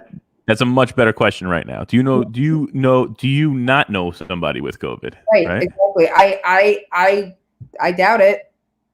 Yeah. Doubt it. How long do you think? How long do you think before this really becomes just in your personal? You know what I like about you is you don't like to give your opinion. You're like I can tell you the facts and I can tell you what other things have happened. It's so funny you said that. So in class, my students joke. I always say I'm Switzerland. I'm Switzerland. Yeah. I am neutral. I'm a facilitator here in this class. You will never know my opinion. I think I mentioned this before. When elections happen, I'm poker face. People don't know. Same thing. And I like it that way. I don't think that I'm in a classroom to give my opinion. I think I'm there to facilitate learning and discussion. And I think if people know what your opinion is, it's hard to teach them. So if people know, oh, she feels this way about this candidate or she feels this way politically, you lose them. You lose half the class because the other half listen to you. So I loathe to give my own personal opinion. I don't think it's worth much. I don't think that's what my utility is. I think my utility is much more to give the facts. Just the facts, ma'am. If in this instance I would give my opinion, it actually would still be based on fact. And my opinion is that let's deal with New York but so goes New York, really. So goes Jersey. Because Governor Murphy, actually, he's been interesting to this too. And he and Cuomo have been working. He's not as flashy as Cuomo in terms of what he's doing, but in terms of, safeguarding the good people of New Jersey, he's giving it the old try. So you figure New Jersey and New York are going to pretty much be in lockstep. New York pause. The thing I just read, right? So New York pause went into effect. Actually, technically went to an effect March 20th. Okay, so March 20th was when New York pause went into effect. And that's the thing I just read to you. Matilda's Law is part of pause. The 9-point law that I read, the executive order, that's part of pause. That went into effect March 20th. And Governor Cuomo has extended it in 2-week increments for about 7 weeks now. The last extension that he did was a couple of weeks ago, and he extended it to May 15th. And that's what everybody's saying, May 15th on the reopen. Right. But that reopen is qualified. So the reopen for New York, based on what Governor Cuomo said yesterday in his press conference, it's going to be limited. The reopen is going to be basically construction business. Okay, so I it's right here. Phase 1. Phase 1. This is what 15th is supposed to bring. Right. Phase 1 of the reopening. So, I mean, it's right here. It's phase 1, construction and manufacturing, because that's low risk. Phase 2 will be business by business, more essential, lower risk, and asking businesses to basically tell us what you're going to do. Which, by the way, Tom, if I could give you some advice. Yes, absolutely. Cuomo is actively looking for businesses. So for once, like the New York folks may beat the Jersey people. Cuomo is actively looking for specific businesses to give him a business plan for how to reopen. So I don't know if you, have contact with the governor's office, or if you are able to sort of swing that, which we can talk about that offline. But if I were you, what I would do would be to come up with a plan for how you can reopen. I'm on that trail right now, and I actually have some very good connections with assemblymen and stuff that were very interested in it. So even better. So what you want to do is have a very clear plan for how you could reopen, why your business is important to reopen. And by the way, Cuomo mentioned several times sports. He wants sports to be back this summer.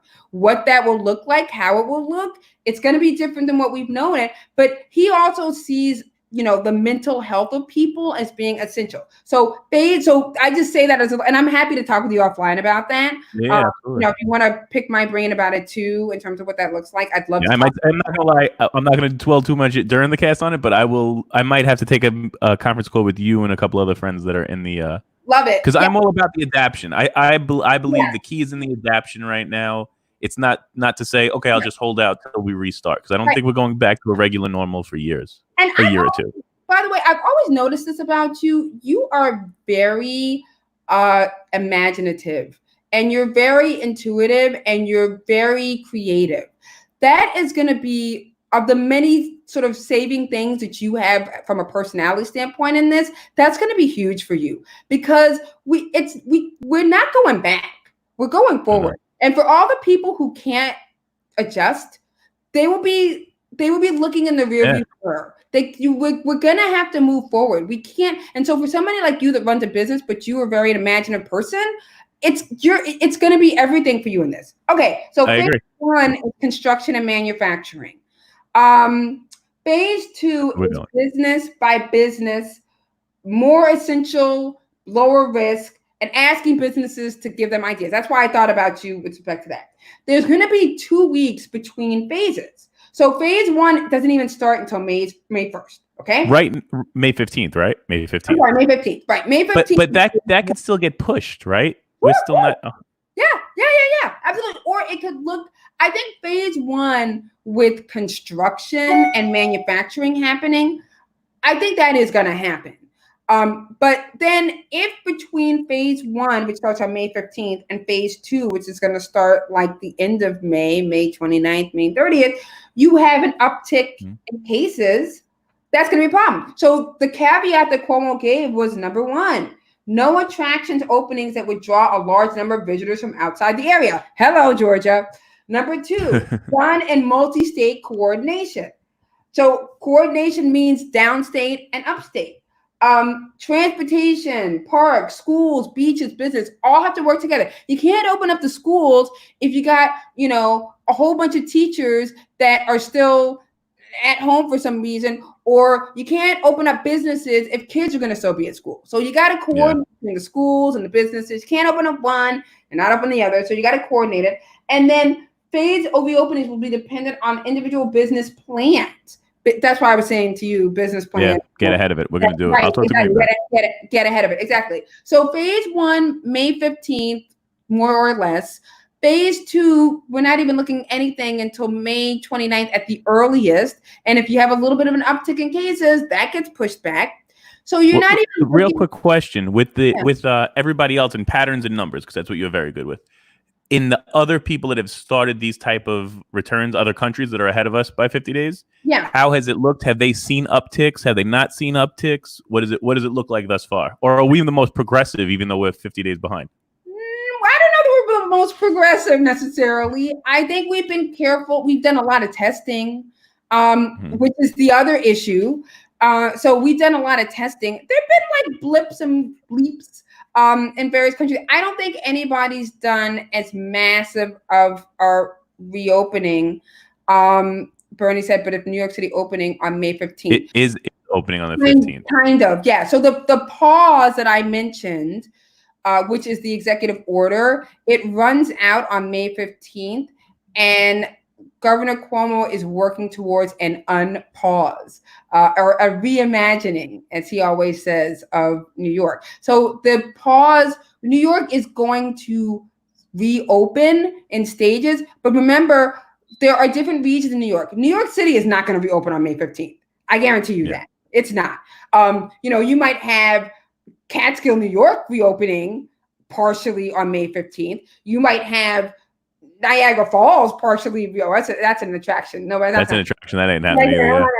But you might have, parts of Rockland County opening, but New York City is not gonna. I can tell you, New York City is not going to reopen. Yeah, we're not going back to normal May 15th. It's not. No, absolutely not. And we still have to get through phase 2, which is going to be business by business, more essential businesses with lower risk, basically giving ideas about this. And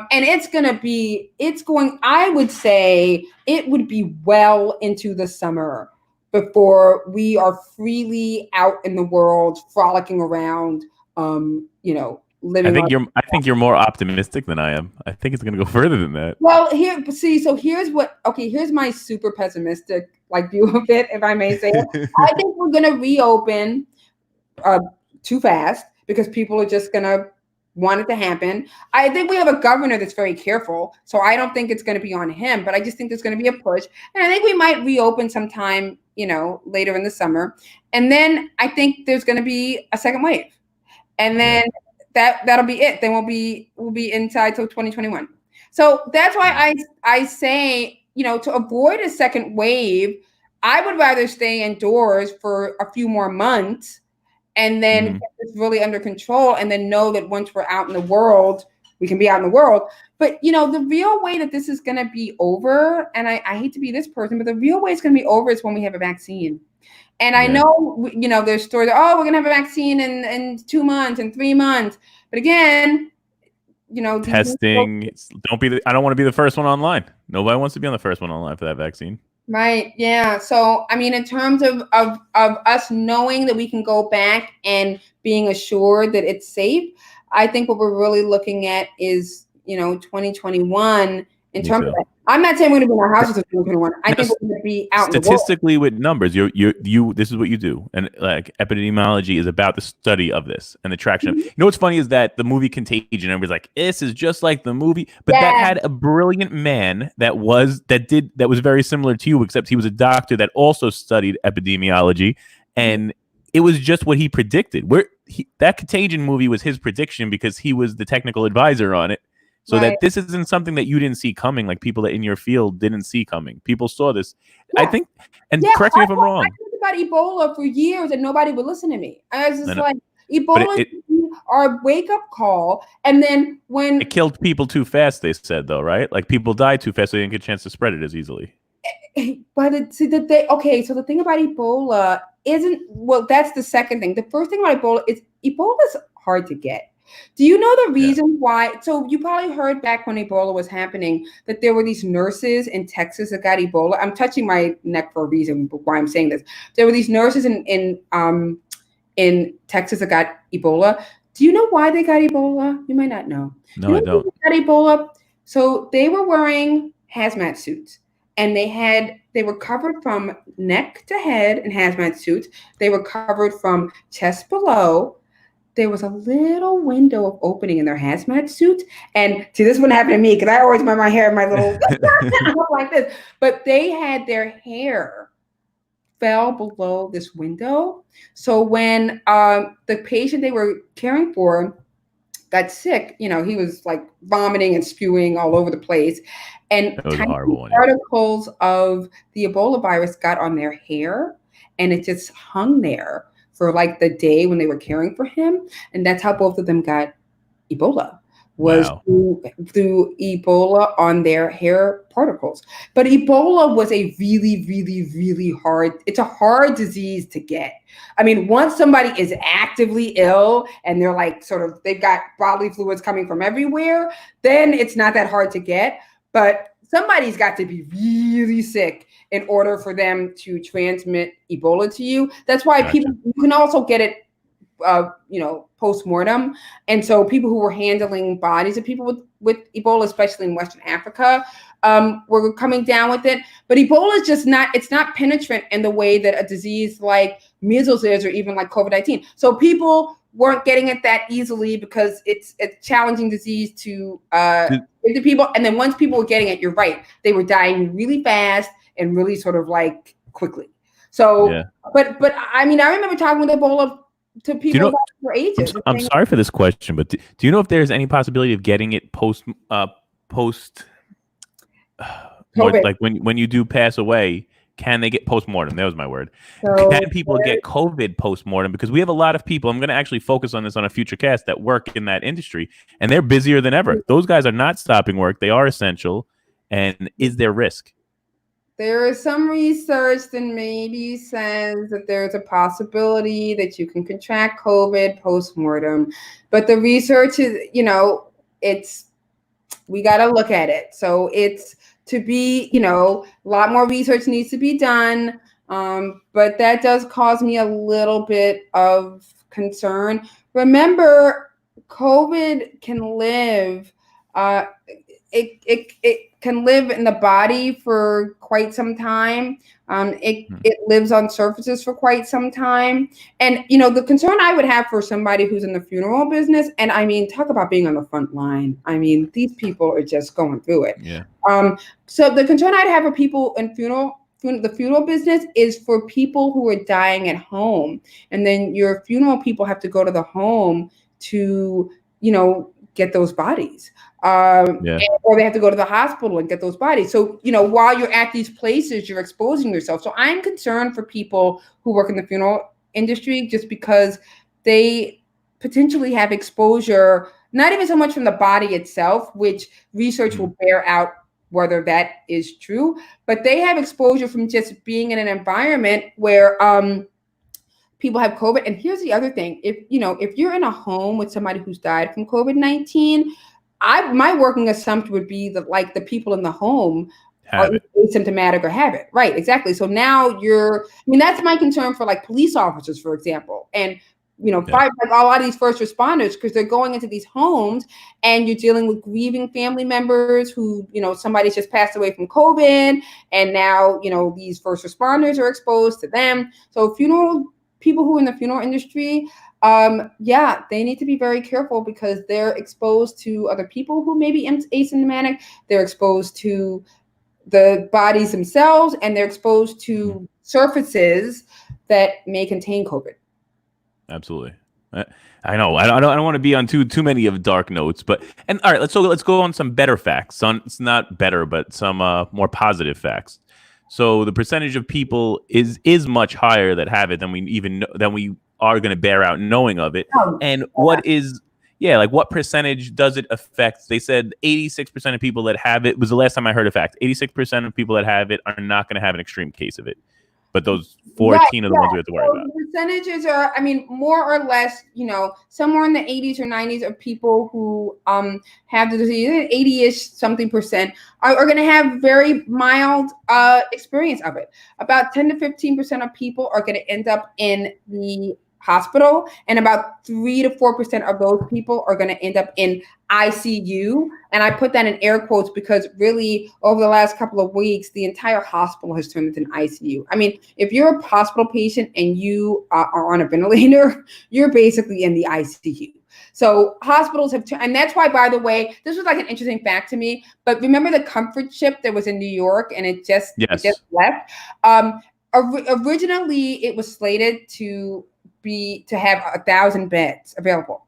And then one day it had 500. I remember thinking, wait, what happened to the 500 beds? So I did a little digging and come to find out, which obviously makes a lot of sense, COVID patients need more space because obviously you just want to have space, but also with all the machinery they need and a lot of them need ventilators, you need more space for COVID patients. So when they turn the comfort ship into a ship for people with COVID. I thought it was a non-COVID space. I thought that and the Javits were supposed to be non-COVID. It was, and then it wasn't. So Javits so the Javits Center and the comfort ship were originally slated to be non-COVID spaces.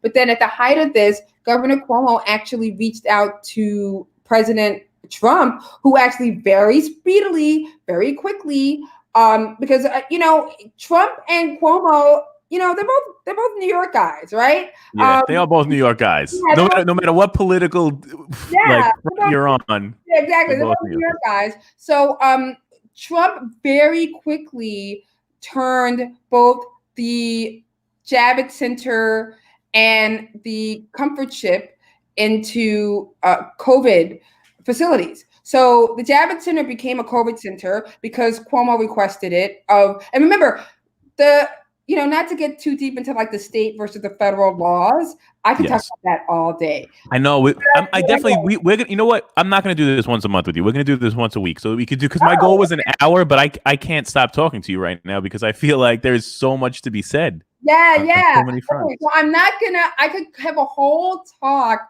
I'm like getting like nerdy giddy about it. I could have a whole talk about the federal government, public health, and the state. And I mean, for some people out there who are interested in like the Affordable Care Act and whether or not it's federally permissible, we could have that conversation. I could talk about that all day. But anyway, the federal government is the entity that actually allowed the comfort ship and the Javits Center to be available. That was the federal government. That was not the state.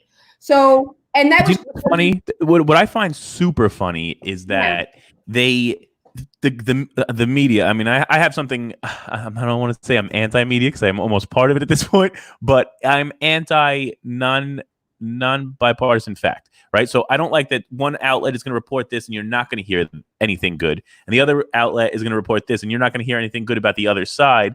And right now you're saying the two of them work together very well. You'll never hear that story. You'll never hear the Cuomo and Trump worked very speedily in doing this and making it positive because it's going to get buried underneath a million other things about something negative about Cuomo or something negative about Trump.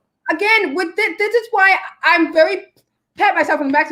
This is why I'm very pleased that I'm apolitical about this, because I can stay without any side eye or rolling my eyes or anything that this happened. And Cuomo talks about it. He talks about the fact that he quickly contacted President Trump and said, I need you to turn the comfort. I mean, I don't think people know this. I didn't know that. And I'm somewhat informed, but right. I didn't know that.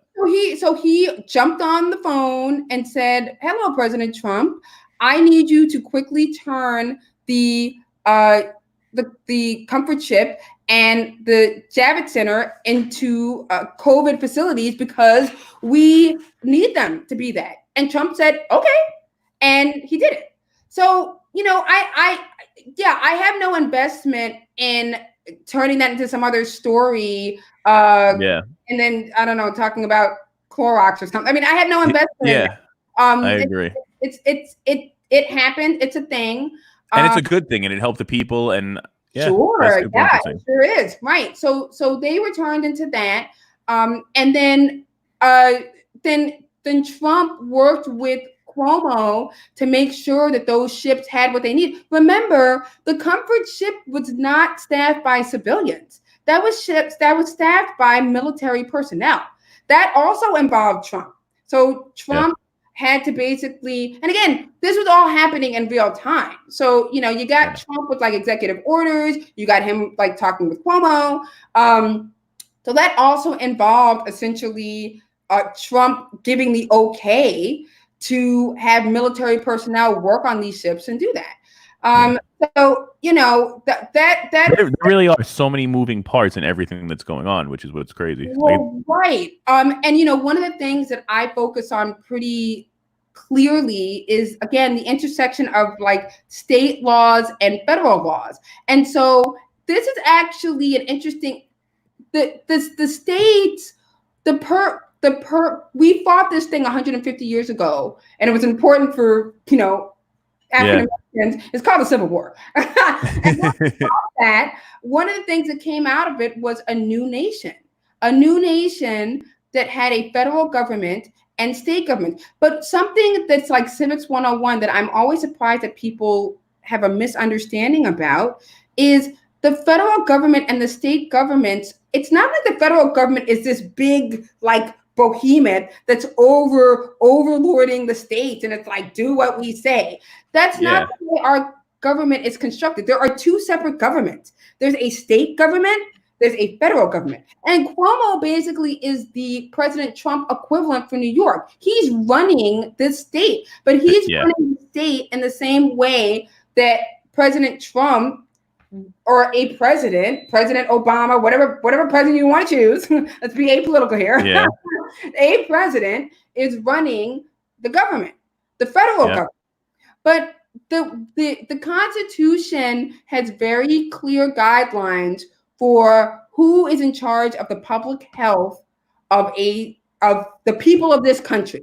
And basically, except for some very limited examples, which include something called the Commerce Clause, something else called necessary and proper, taxing and spending, other than these very few examples, and executive orders, because the president can do that. Yeah. Other than these very few examples, the lion's share of protecting people's health in this country resides with the states.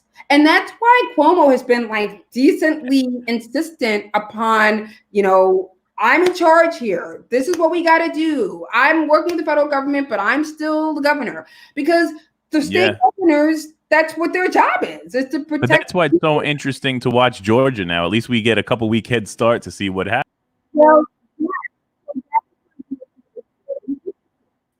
and one of the reasons why Georgia is so interesting is because under the law, Georgia has the ability to do this because their state governor is in control of their, their public health response. Now, obviously, and they have less population density, so it's going to be a different form than what we would. But yeah, exactly. And I mean, there's something called the Stafford Act, which again, I won't get into detail about it now. But basically, it's this act that people have been talking about a little bit. We saw it with Katrina, and it's basically it doesn't really apply to public health. It applies more to like natural disasters. Okay. But it basically applies when a state just can't get their act together. And I think, you know, Katrina is an interesting example where we can all sort of Monday morning quarterback about what happened in that state, what happened in Louisiana. I would say a lot of us would say a lot of not great things happened to the people of Louisiana. But that's an example where the federal government can literally come in and say, we are taking this over. You are not doing your job, and we need to take this over. But no governor wants that. No governor really wants Trump on their record, for sure. No, they don't want that on their watch. It behooves governors to be able to work with the federal government to make this a seamless public health, response. But at the same time, I doubt that any governor wants, President Trump coming in and taking over. That's not what they want either, because once you have that, it's a slippery slope. And then it's like, where does it go? So that's why the whole thing is really interesting in terms of the federal response and the state response. But most of these governors are trying to do the best they can, given that it's up to them to protect their citizens. It's something called power, and you're supposed to protect your citizens so that they don't get sick and get ill from pandemics. Which we need, right? I apologize that we're gonna have to start wrapping this up only because we're 2 hours in, but I love that we're 2 hours in, and I feel like it flew by. But I do think I hope it wasn't super bored. I get so worried and anxious about being boring, or that I sound like a nerd, or So I apologize if any of that happened. It's my life's work, and so to be able to talk about it, I find is hopeful. I'm gonna get some help. I think I'm gonna get you on one of my friends' talks too. He's much better with his structure and giving you outline questions and being able to promote, because I feel like that would be great. You're phenomenal. I can't. I looked up. I couldn't believe it was 2 hours. I feel like we've been talking for 10 minutes. So you've been fabulous and great, and your questions are awesome. I truly appreciate you. It's been helpful to people. If the crowd has any questions, feel free to toss them up now. I'm more than happy to open up the floor for the last couple minutes to the crowd. I know they've been asking stuff the whole time, so I've been trying to address as much as we can back and forth, and jump in and jump out. Okay, I mean, I guess I could tell, but I wasn't sure. Yeah, I'm happy to come on as often as you would like me to. There you go. Maria said, "Oh my God, no, you're very informative. They love you." Yeah, I miss you. Yep. Yeah, I can't. Said you're doing fine. Bernie said, "Extremely informative. Thank you, Heather." Okay. See, everybody appreciates what's coming across. I think it's a big deal, and I think we are going to try and reel this into like an hour segment once a week. I think that would be cool. Happy to. I think that like I said, I do updates every day. So even one thing, when I get my new notebook. I know. I'm gonna have to send it down to Felt Notebook. I got to find a way to do that. You have one? Not yet, but I'll have one made for you. I feel like you've been so helpful for us. I would use it everywhere. It would be my down to the felt COVID-19 notebook. Because I now have no. I'm 100% gonna find a way. RJ Boyle wrote in, "Do you think that we will have a second wave?" She addressed earlier. Unfortunately, do. Yeah, I do, because I think people are getting a little lax. And I mean, I was, like I said, I was in Staten Island dropping off food yesterday, and I took the Belt Parkway. I took the Belt Parkway from Staten Island back home to Queens. So I was driving along the Belt Parkway. The sheer volume of people crazy out biking and running, like in close proximity to each other. I just thought to myself, like right here, you have vectors for this disease. So unfortunately, I do think we're going to have a second wave. And if we have anything to point us to, which I don't know why we're not talking about it more, it's the the pandemic of 1918. You say that all the time. I didn't even get to address that yet with you, but the Spanish flu, which we can talk about. I mean, actually, maybe next time we get on, I'll do a little sort of like retrospective of the 1918 pandemic, which we talked about on March 18th. You mentioned it, by the way. You were like, "Oh, wasn't that the Spanish?" I was like, "Yeah, Tom, what you said." So, yeah. And you know what's sick is that's why I definitely want to do that. We'll do a little bit of that on the next talk, because everybody's like, "Well, H1N1 didn't do anything to us." I'm like, that was the Spanish flu. It might do something. It might have done something 100 years ago. Yeah, but the thing is that they felt like the swine flu happened. That was a new wave of it that hit, and it didn't hit as bad because we had it under control. Right, exactly. But people don't get that. No, they don't get it. They don't. I mean, they're just like, "Oh, this stuff, it's not a big deal." And, it's 1% of the population. And I mean, the 1918 pandemic killed, a third of the U.S. population had it. A third. And it wiped out millions of people, millions. And the reason why we had a second wave is because there were events that happened in Philadelphia and, big events, and people just couldn't stay inside. They got stir crazy. We had a second wave.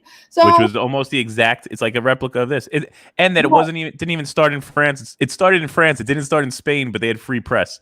So many similarities. It's so crazy. Yeah, it's so, I mean, again, I was a history major. Like, that's my first love. And so I feel like I'm kind of like quirky this way. I love looking at the past, but I am all about the future. I am very much somebody who I will take what I learned from the past, And I But will it's cyclical, and it almost repeats itself identically. So you could just get on the better side of it. I think that's the advantage we have. Yeah, that's the advantage, hopefully, of taking something from the past. It's not that you stay stuck there; it's that you take it and you use it in the future. So I definitely want to do a sort of, retrospective or a 1918 overview, especially since you Contrast comparison. I'm yes, totally you so correctly called it. I actually was looking at the video again in anticipation of this, and I apologize because you mentioned it, and I was like sort of talking, and then when I looked back, I was like, yes, he said it. He mentioned the 1918 flu. So I would love to do a little, just maybe like a 10-minute overview about the 1918 flu and why it's so important for us to look at that as an example. But that was where we had a second wave. And honestly, it really shouldn't be called the 1918 flu. It should be called the 1918 through 1920 flu. Exactly. It was 2 years. That's what I keep saying. This is a 2-year thing. It'll be gone after 2 years, but it'll be here for 2 years. Right. Until we have a vaccination and until we can get these numbers. I mean, the real place you want to get with numbers would be for every one. Remember before I had the little people, for every one person, you have 0.8 that are getting it. I mean, if we wanted to be real about this, we should get to 0.3, 0.2, 0.1. We're not even remotely there. And all you need is a bunch more people, on the Belt Parkway, jogging pathway. Or watching the Blue Knights in one giant group and cluster. Right, exactly. And then we got a big problem. So it's tenuous. Everybody can do what they can to help themselves at this point, and they really should. And just, keep doing what you're doing and keep being safe and, protecting yourself and your loved ones. Yeah, I think that's the key to everything. Thank you so much for coming out for this one. We're definitely going to do this once a week. Okay. And the next one, I can't wait for the contrast comparison. I'm going to do more research on the 1918 one, even though it's probably going to cause more anxiety. I'm not going to lie, Heather. I have every symptom of corona right now. No. I'm telling you, you have a great support network. I'm sure everybody out there, everybody thinks. No, I agree. I'm just saying, I'm not lying about feeling that, but I also understand it's just anxiety. I'm having anxiety. No, but I think you've got to talk about it. I mean, you shouldn't hide it. And I think the service that you're doing here is incredible. And I say it to you all the time, but I think you need to hear it because of you. I think what you're doing is great. And I see your face sometimes when I watch some of the other casts and you're talking about this and your face is kind of like I can see a little bit on your face, oh, we have to talk about this, but you pushed through. Well, you know what it is? A lot of that with me too is I also, and now I'm talking very real and something that I usually talk about on our cast, right? I find that I have to give an entertainment value and I have to mix in my moral obligation to inform properly. So I'm trying to do both, and it's tough to do. So I'm noticing that my entertainment value ones, when I do something strictly entertainment value, it gets way more reaction and engagement. And when we give a little more information, it's a little bit tougher for people to translate. And so I'm just trying to find the happy medium there. That's why I was like, we're going to keep this to an hour, but I can't stop talking about it because I think it's really important that we get out facts and realness. And it's not a horrible thing. It's just something that we're going through as a group, and we're getting through it. No, I'm trying to, people, most of you know my personality. You probably have never seen me quite this serious before. Me too. But I hope that my personality, which comes across, is I'm a pretty calm person, in my normal life. There's not a lot of highs, there's not a lot of lows. I actually am pretty jovial. I'm, a happy human being. But I keep it, I'm pretty even. And so to the extent that I can convey this information in a way that is even and calm, that is what I would like to do. But I fully acknowledge that being able to get away from this and talk about it is important. And so I think the shows that you do that are entertaining are critical, and they're critical. Oh, absolutely. I think it's an escape. I think we're also providing something that's necessary. But I would like to think that this 2 hours that we just had hopefully didn't scare people and hopefully wasn't frightening. No. But it just. No, but you know what? Well, I'll reassess it, and if we start doing this weekly, I'll find the happy medium for us to convey the information. I think that's going to be a big deal. Okay. And Amanda, I totally agree. Heather is amazing, and this was great to Oh, watch. Amanda, I miss you. How are you doing? My Staten Island bunny. Yeah, Amanda was one of the first people I actually met in the league. Like she just came up to me and introduced herself, and this was very So sweet. So yeah. I totally appreciate it. Like I appreciate what we have as a group and as a family. Like when we have a Down to the Field family, we really do support each other and helpful. And I'm happy that we're able to help each other out. Let's keep doing that. Let's keep informing. Yep. Let's keep it on track. We're gonna once a week. Next week is because of your incredible amount of knowledge in these subjects. I think you're the perfect person to do like the side by side comparison for 10 minutes.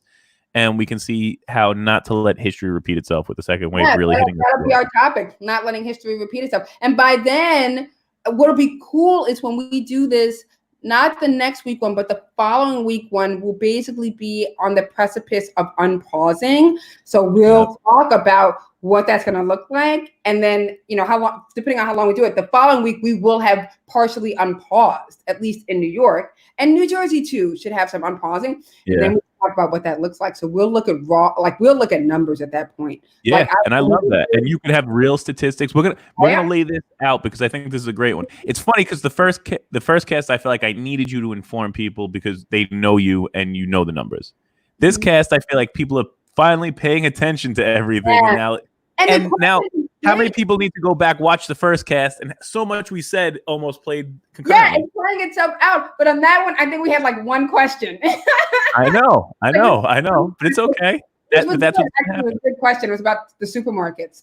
So that was a really good question. But now I feel like we've had a lot more engagement, and the questions that people are asking are phenomenal. I mean, they're really, really great questions that people are asking. They're very well informed. So I think this one to me is more gratifying because I feel like we're engaging people.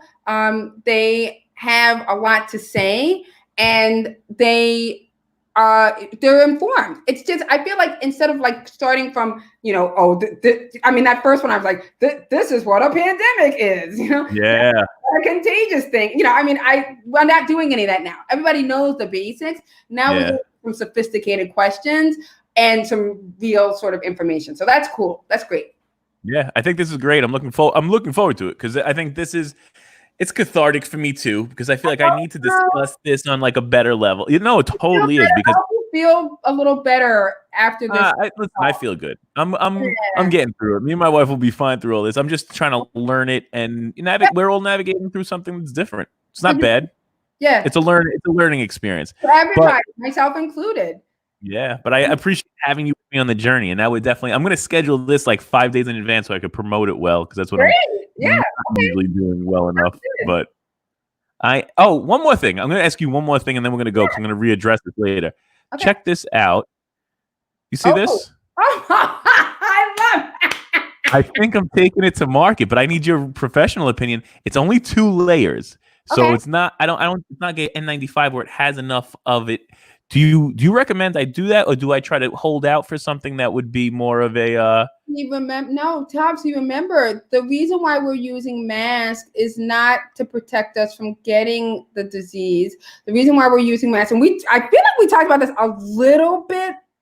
Absolutely, but you know what's funny with me? There is social responsibility with me, so I'm like, I can't have that produced right now, right? I can start turning out those masks. And like they're doing it for sports teams and this and that, but I also don't want to do something that isn't the right thing to do for people, which is a big deal. I mean, I don't know if you're gonna charge people what you're gonna do with it, but the thing is, there are people. I mean, this is the like nonprofit charity person in me. There are people who did have no masks. Like they have zero. Well, you know what I would do? I would definitely charge people. I'm going to find a way to make it a conduit to earn, but also maybe for every X amount of masks sold, we donate one. Yeah, there may like those Tom shoes that they do. Everyone you buy, they give one away to somebody that needs one. A huge cultural shift that I think may happen is we become like, China, where people just walk around every day with masks. Like that. I mean, I don't know that it's going to be quite like that, but I think for a long time, you're going to have people who are going to be wearing masks. They're going to feel more comfortable. They're going to be used to it. We wear masks not to protect ourselves from getting COVID-19. We wear masks to protect other people from getting it. So the thing that you just showed, that mask you just showed, would certainly help with that. So, they said it will. It's multi-layered, but it's not 3 layers. It's 2 layers, and it that's what it was. I was like, that was my first question when it was brought to me, because I can have it produced right away. I'm like, I love it. I love the branding of it. I've showed it to people. They're like, I want one. But I'm like, I want to make sure that it's not going about it in the wrong way. I want to make sure that he said it's equitable to like a bandana to the people that are wearing things just to cover their face. Exactly. And I mean, I think you can make that very clear. You could even have like a little instruction sheet that like said something like for use to protect others from COVID-19. Something like that. So it's very clear what the purpose of it is, which is to protect others in case you have it. And I'm not gonna lie. If we do come back, I feel like I want people to utilize those when we're in the beginning of using in the bars and the this and the that, and you could make that a rule. You can make that a policy of like being at down to the felt that people have to use that. That's well within your right. For sure. But yeah, I mean, I would, people are legit using like, paper towels and I know. I'm seeing them make them at home and I'm like, this is better than a made at home, but let's see where it takes us. So good. Right. If I get your sign off on it, I think I may be running with that as well. But thanks. Again, just the proviso being that, you're not saying that this is going to protect everybody from getting it, which stop you from getting it. Exactly. But I mean, a huge thing that we need to do is stop other people from transmitting it. So that would go a nice way in doing that. Yeah, I appreciate that. Thank you so much again. Thank you. We're now at 2:15, right? Sick. I am looking forward to our contrast comparison. Let's not repeat the past. Is that what we're going to call it? Let's not repeat the past. Don't let history repeat itself. That's what we're going to call our next episode. I love it. I'm in. We're going to contrast compare it. I'm so excited about it. Thank you so much, Heather. Thank you. You're welcome. Thank you, everybody, for checking in. Yep. He said, this is a test mask. When you wear it, try to blow out a lighter flame. If you blow out. See, I agree with that. I almost think like our mask should have a medical mask underneath it. So you should wear it with like as a cover to your medical mask. I think that's what I'm if you could get that would be ideal. Right. Yeah. So, I mean, if you can get that, if the manufacturer can help you with that, that's obviously the trifecta. And people would probably be very interested in personally. I just don't know how hard it is to get that manufactured. That might be really challenging. No. I'm saying like a lot of people that I'm going to recommend that as like an outer mask. Like if you have yes, right. So you can say to people, everybody should come with their own mask, which by the way, as an aside, because of the executive orders that we have in place, in New York, at least, I don't know about New Jersey, but in New York, at least, you're not supposed to be, actually in New Jersey too, you're not supposed to be leaving your house without a mask. So people shouldn't be getting to the venue without a mask anyway. So you can say with all confidence to people, you should come to the venue with your mask already. You're going to then have this other mask that you should wear in addition to your mask. To represent and support and show our little that's perfect with me because now you're using the proper mask underneath. You see, we're thinking out loud here, and I like it. And then it'll dress up so you don't have to just see. Which I want to thank Bernie. Bernie actually gave me masks and gloves that I still have. I've been trying to utilize and everything. We're gonna touch more on that. I'm looking forward to our next one. Don't let history repeat itself. Check in with us. Thank you, Heather Butts. Please stay safe. I have all the links for her in the comments, but we're gonna actually address some more of that later on today. Okay. Judy Barnaby said, fabulous. Love the show. Very informative. Thanks, Tom and Heather. Thank Heather. I'm just happy to be a conduit. Tom, you asked him like world-class questions there. It wouldn't have been the one point when you disappeared. I was like, where did you go? No. I'd turn a light on. One of my friends that has a tech brand was like, get a light on. He's, as a matter of fact, Techie Geek. We want to give them a shout out. He's the one that got us on this much better platform. Okay. But when he chirped in, he's like, Tom, what's up with your lighting? So I said, I need a tech guy. And he said, go turn a light on. Now mail me a check for $150. So I got to keep business moving. I agree. Thank you so much, everybody. Thank you, Heather. We will see you on the next cast next week. Sure. I love it. This is going to be my serious cast, and now I'm allowed to have one. Yeah. Have a great one. Please be safe. Make sure you wash your hands. Don't touch your face. Thank you. Face. That's how we should have like sign out too. Don't That's touch always my sign off. your hands. Have a great one. Be safe. Okay. Thank you again. Bye. Bye-bye.